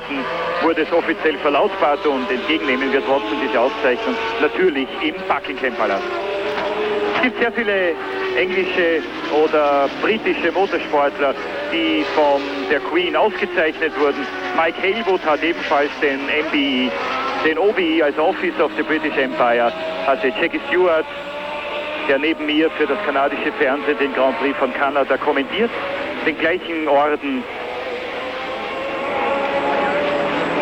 hatte auch Sterling Moss bekommen. Jack Brabham wurde sogar zum Ritter geschlagen. Hier haben wir Alboreto. Back at the Labatt Canadian Grand Prix in Montreal. 8 laps to go. The leader is Renault Arnoux, now by 36 seconds over Eddie Cheever. Running third is Patrick Tambay, running fourth is Keke Rosberg. As you look at live pictures from this Gilles Villeneuve circuit, the yellow car, number 15, is that of Prost, the Renault. He started the day the world driving leader. However, right now he is in 5th place, 1 lap behind the leader, Renault Arnoux. The only 4 cars on the same lap are Arnoux, Cheever, Tambay, and the non-turbo of defending world champion Keke Rosberg. If you're just joining us and wondering why we're so late, there's Rosberg, the first of the non-turbos, running in 4th place. The reason is a massive power failure here in this area of Montreal. Jackie Stewart, we finally got underway some 50 minutes late, but since then it has been smooth sailing. Fortunately, no major incidents. No, it's been a very clean race. They've got wonderful medical facilities here in Monaco and great emergency crews to deal with everybody. I must say that the organization of this Labatt Grand Prix of Canada has been extraordinarily efficient throughout the whole weekend here. We've seen all of the facilities they've had. They've got over 200 marshals around here with the emergency teams. They've got 22 vehicles comprising of the rescue teams. They've got 56 specialists crewing those emergency units, 2 helicopters for hospital work if needed. They've got 50 doctors and 12 nurses just for all these drivers and so forth, and that, in fact, is a very healthy way to look after motor racing. It will never be completely safe, but of course, if something does go wrong, you want to be well equipped to deal with it. Right now, a man who's dealing with things in a very adequate fashion is driving the car that you're looking at, and there's his picture in the top right-hand frame of your television set. Renault Arnoux, the young, smiling Frenchman. He dare not give himself a smile at the present time. There are still 7 laps to be completed, and you know, you can never relax. You know, every time you think, well, it's only 7 laps, nothing can happen now, bang, something breaks. It's so, keep in mind that there are thousands of moving parts in that car supplying him with his power and transmission and cornering at this very moment. Any of them could take him out of the race. The 2nd place car, the number 16 Renault of American Eddie Cheever. Jackie, we wondered if Arnoux may pull it up and take easy. When we asked that question several laps ago, he was leading by about 27 seconds. He has now increased that lead to 38 seconds over Cheever, 51 seconds over Patrick Tambay, and a minute 20 over Rosberg. The rest are at least 1 lap behind as we near the finish of this 1983 Labatt Canadian Grand Prix. Car number 7, the McLaren John Watson, a winner this year in Long Beach, California, currently in 6th place, 1 lap behind the leader. Let's run down the leaderboard for you right now, the top 10. Renault Arnoux, followed by Eddie Cheever. Patrick Tambay is 3rd. Keke Rosberg is 4th. 5th, Alain Prost. 6th is Watson. Terry Boutsen is 7th. 8th, Alboreto, then Sullivan and Winkelhock. And that is Boutsen, who's right up behind John Watson there. The white car being driven by Terry Boutsen of Belgium. He's giving him a hard time. This is a World Championship point race that you're looking at. This is for 6th position in the race. If Terry Boutsen were to sneak ahead of John Watson, that would give him a very valuable World Championship point, which would assist the Arrows team, and that's who he drives for. Terry Boutsen studied under Jackie Hicks as a racing driver, and of course obviously wants to show himself today. What an accomplishment that would be if Boutsen can pick up a point as we watch him chase McLaren. This is only his 3rd Grand Prix start. He started in Belgium, then started last week in Detroit. Here is his 3rd start today in Montreal. and Thierry Boutsen in the Aero, car number 30, currently in 7th place, chasing number 7, John Watson. Well, John's already using parts of the racetrack, which he would not normally drive on, just to keep him a little bit ahead of Boutsen as Boutsen comes along, and he's hit him! His front wing has gone off. He hit him in the front wheel. The front side of Boutsen's car hit the rear end of Watson's car. You can see the wing is missing from the white car of Boutsen's. I don't think he's done any damage to John Watson's car, but surely that will not allow. And here we see it again in slow motion. Boutsen being a little impetuous there. He hits the back end of the car of John Watson. Watson used his traditional line. Now, what does that do to the car? Well, Boutsen's car will not now be getting the aerodynamic assistance that would normally be pressing the car down firmly on the front end of the vehicle. There are these two wings that you see, one in each side of Watson's car. At Boutsen's car, there is now only one, which means that he will only be getting half of the efficiency of the aerodynamics. And you can see it looks like he's lost a tooth from his mouth there. It's a little unpleasant to look at and surely be unpleasant to drive. It will introduce something called understeer. That's when you turn the steering wheel to go right and the car wants to go straight on. It doesn't go completely on, but it doesn't point into the corner the way that you would intend it. Well, it certainly looked like Thierry Boutsen from Belgium would pass John Watson and move into 6th place, but with the wing missing, Boutsen, I doubt, will be able to catch Watson here. Only 4-5 laps to go in this 1983 Canadian Grand Prix. What you saw just now, Brian, was a little bit of exuberance in youth. It was just the old boy, John Watson, showing his authoritative experience. The member of the British Empire. He got awarded by Her Majesty the Queen, the MBE, just the other day. There you have our leaderboard. After 65 laps, Renault Arnoux of France, Eddie Cheever of America. Then 3rd place, Patrick Tambay of France, Keke Rosberg of Finland, Alain Prost of France, and John Watson of Northern Ireland, Belfast, in the United Kingdom. Car number 28 is our leader, René Arnoux. Arnoux continues to widen that gap. It is now 43 seconds over American Eddie Cheever. René Arnoux, all but home free in this 1983 Labatt Canadian Grand Prix. Arnoux will pick up 9 points for winning. That would give him 17, moving him into 4th place in the world standings. Well, René Arnoux now has to just drive very conservatively. He's only got 4 laps to complete. 4 laps around this 4.41 kilometer racetrack, 2.74 miles. He's got 17 corners to complete, as Patrick also has. 17 corners per lap with 2 bends. Slight swerves more than bends. Patrick Tambay, car number 27, the other Ferrari, is running number 3. Gilles Villeneuve, of course, revered here in Montreal, and the Montreal fans will be so very, very happy with the great performance by Ferrari here today. Arnoux the leader, Cheever in a Renault is 2nd, and this man, number 27, Tambay in Villeneuve's car, is running 3rd. I suspect that we will find that indeed Patrick Tambay is going a little bit faster than Cheever right now, because just looking outside our commentary position, he seems to be closing the gap just a wee bit. But of course, it's quite a gap that he has to close as we see it right now. But who knows? It's 11 seconds on the road. And if there is something wrong with Cheever's car, you look at Patrick Tambay in the top right-hand side of your picture. Good-looking, personable young man, represents the sport of automobile racing in a very admirable fashion. Has been the Can-Am champion in the United States of America, was in Grand Prix racing a few years back, lost his drive for McLaren, somehow or other seemed to fall out of grace, and everybody would have said that that was the end of Patrick Tambay in Grand Prix racing. Then suddenly, when Didi Pironi had his accident, when Gilles Villeneuve had his accident, Patrick Tambay was brought into the team by Pironi originally, because he took over the drive when Gilles had his awful accident in Belgium. So he came back into Grand Prix racing and adapted like a duck to water. He's done very well. Car number 1 belongs to defending world champion Keke Rosberg from Finland, the non-turbo Ford-powered Williams. Rosberg, the last driver on the same lap with the leader Arnoux.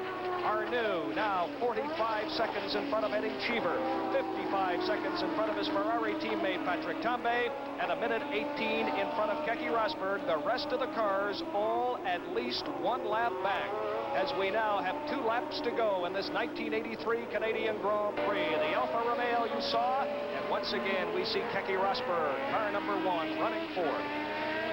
An admirable finish for Keke Rosberg if he can keep this car going for another couple of laps.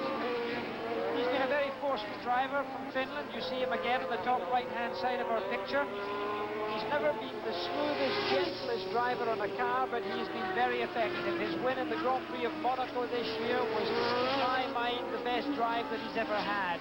He drove under very difficult conditions. The track was wet at the beginning of the race. He was driving on dry tires, and he surely did a wonderful job. So therefore, my hat off to him. He's again shown that the normally aspirated Ford engine can still do it, but not well enough to keep up with this man who's our leader. René Arnoux, 34 years of age, starting his 72nd Grand Prix, and now appearing ready to win his 5th race. Arnoux increasing the lead. He continues to go faster. Cheever now trails him by 46 seconds. Tambay by 56 seconds. Well, of course, he just has to take it easy now. There's no point in pushing at this stage. He can't afford to make any mistakes. We're looking towards our flag man as he comes out of the slow corner. He will be given 1 lap to go. The flag man will put up 1 finger in the air. There it is. There you see it. We look at our commentary position. The man with the checkered flag has now taken it from the rack, and now René Arnoux is on this 17th and final lap around this racetrack. Ferrari trying to win here in Montreal for only the 2nd time. The first winner, the late Gilles Villeneuve in 1978. Alan Jones won in 79 and 80. Jacques Lafitte won in 1981. The defending champion is Nelson Piquet, and this man will win in 1983 on the final lap. The number 28 Ferrari of René Arnoux. Well, he's now driving very conservatively around the racetrack. He's already going much slower, changing gear earlier, holding his breath almost. He has to recognize that the race is never over until the flag falls, but he's now on the back section of the racetrack, right down by the river, accelerating along, unquestionably slower than he's been driving before. Must be getting a little tired. I'm sure he's quite tired from this drive, but has dominated very fully the race, has paced himself well, including his pit stops. Now he comes in to this final corner. Here you see him going round the hairpin. All he needs to do is accelerate out of here quickly, and he could almost freewheel back. The flag man in the top right-hand side of your picture, taking the checkered flag out. Brian, there it goes. René Arnoux has officially brought Ferrari to victory in Montreal in 1983. Arnoux finishing some 42 seconds ahead of American Eddie Cheever, who crosses the finish line.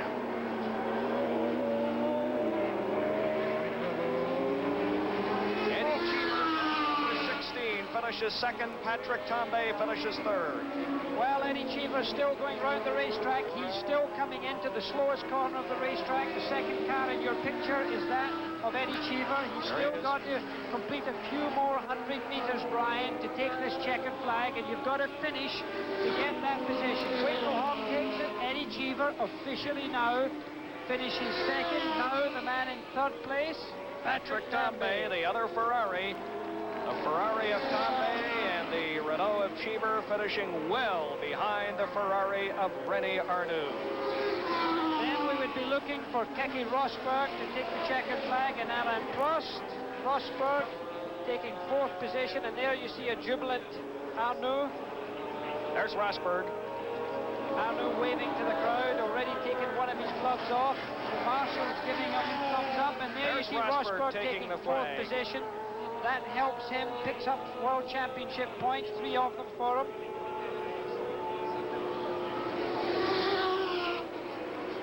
And the final standings in the 1983 Labatt Canadian Grand Prix. Ferrari dominates the day. René Arnoux, the winner. The Renault of American Eddie Cheever was second. The other Ferrari, Tambay, finishing third. The non-turbo car of Keke Rosberg's fourth. That is Manfred Winkelhock in the ATS. Turbo Winkelhock has finished in 10th place, or was in 10th place.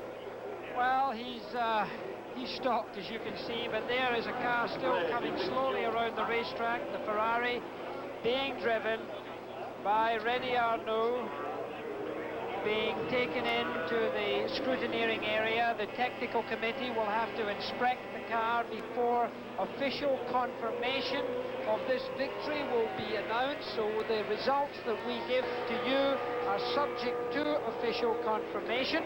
We should salute Jackie Stewart, the pit people here in Montreal. They've done a fine job, no problems with the fuel changes today. Alboreto congratulating René Arnoux, the winner of last week's Grand Prix in Detroit, congratulating René Arnoux, taking his balaclava off. Look, you can see he's gaunt, he's tired, you can see he's lost a little bit of weight. It's certainly no easy matter, waving his driving glove to the crowd, obviously jubilant people, very happy for him. He's done a good job, this young man, and we'll be back to this live presentation in the Montreal circuit of Gilles Villeneuve in just a few minutes.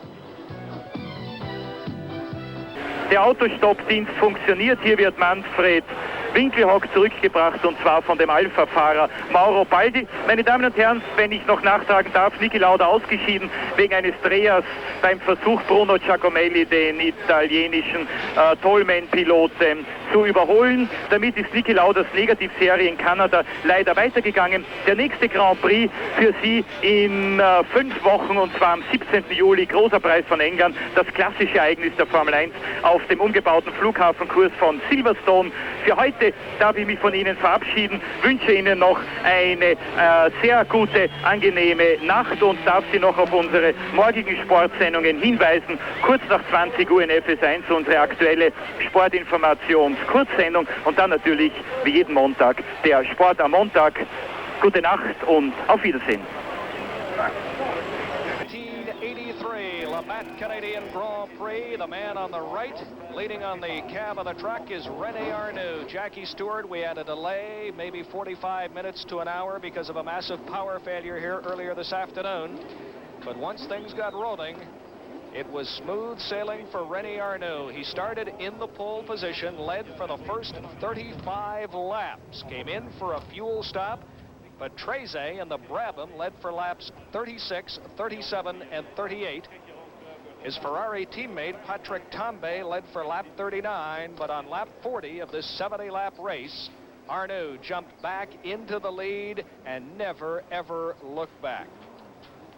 Well, it's been a wonderful race. We're waiting for the group to assemble on the victory rostrum. I must congratulate, as I said, all of the organizers, all of the officials, the marshals, and of course Labatt for bringing this Grand Prix of Canada to so many people. Look at the crowd shots here. I've never seen a more enthusiastic crowd for motor racing, I don't believe ever, as we look high from our helicopter shot down to the already dispersing crowd.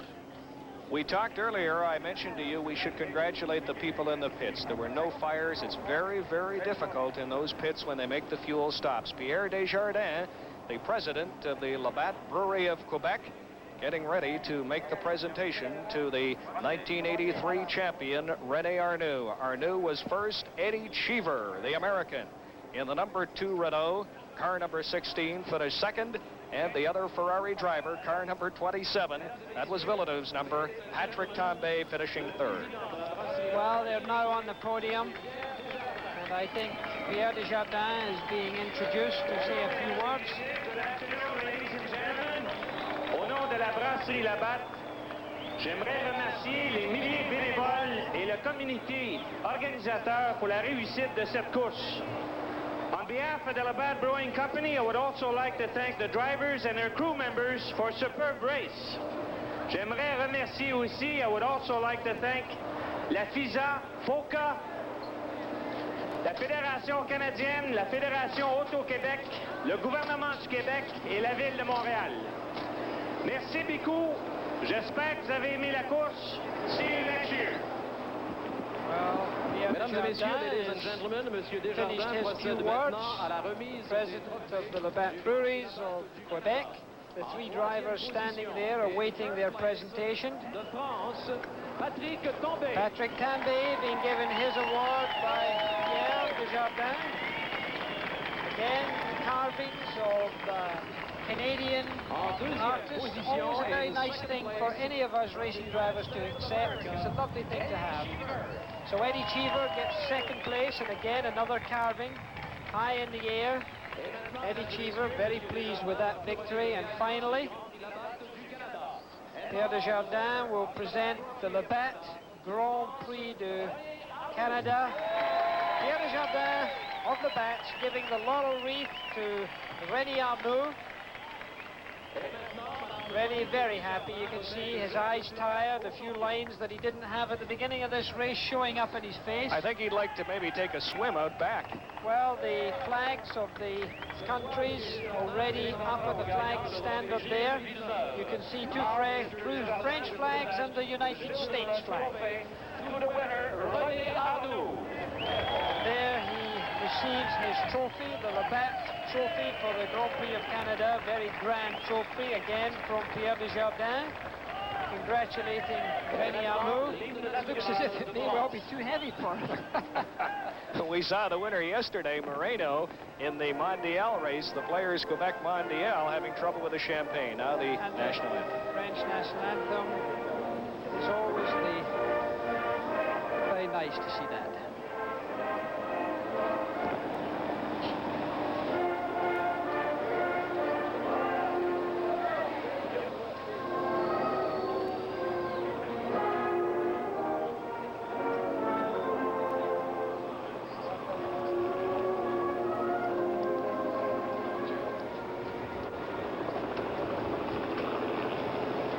René Arnoux still there, changing hats.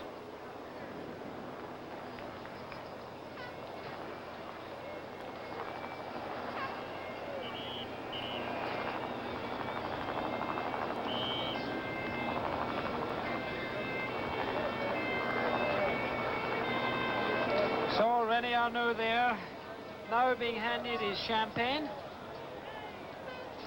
Eddie Cheever finished second, and there we go. There goes the champagne. Oh, he's absolutely drowning each other there. Patrick Tambay and look at this. Eddie Cheever's got it in his eyes as Barry Gill goes up to try and have a word with him. He's Eddie Cheever, quite a wet reception for you. Congratulations on one of your best ever drives. Yes, my Renault ran very well today. Unfortunately, I had a bad practice session. I would have been farther up on the grid. I could have maybe done a little bit more. But I was very pleased with my Renault today, and it went very, very, very well.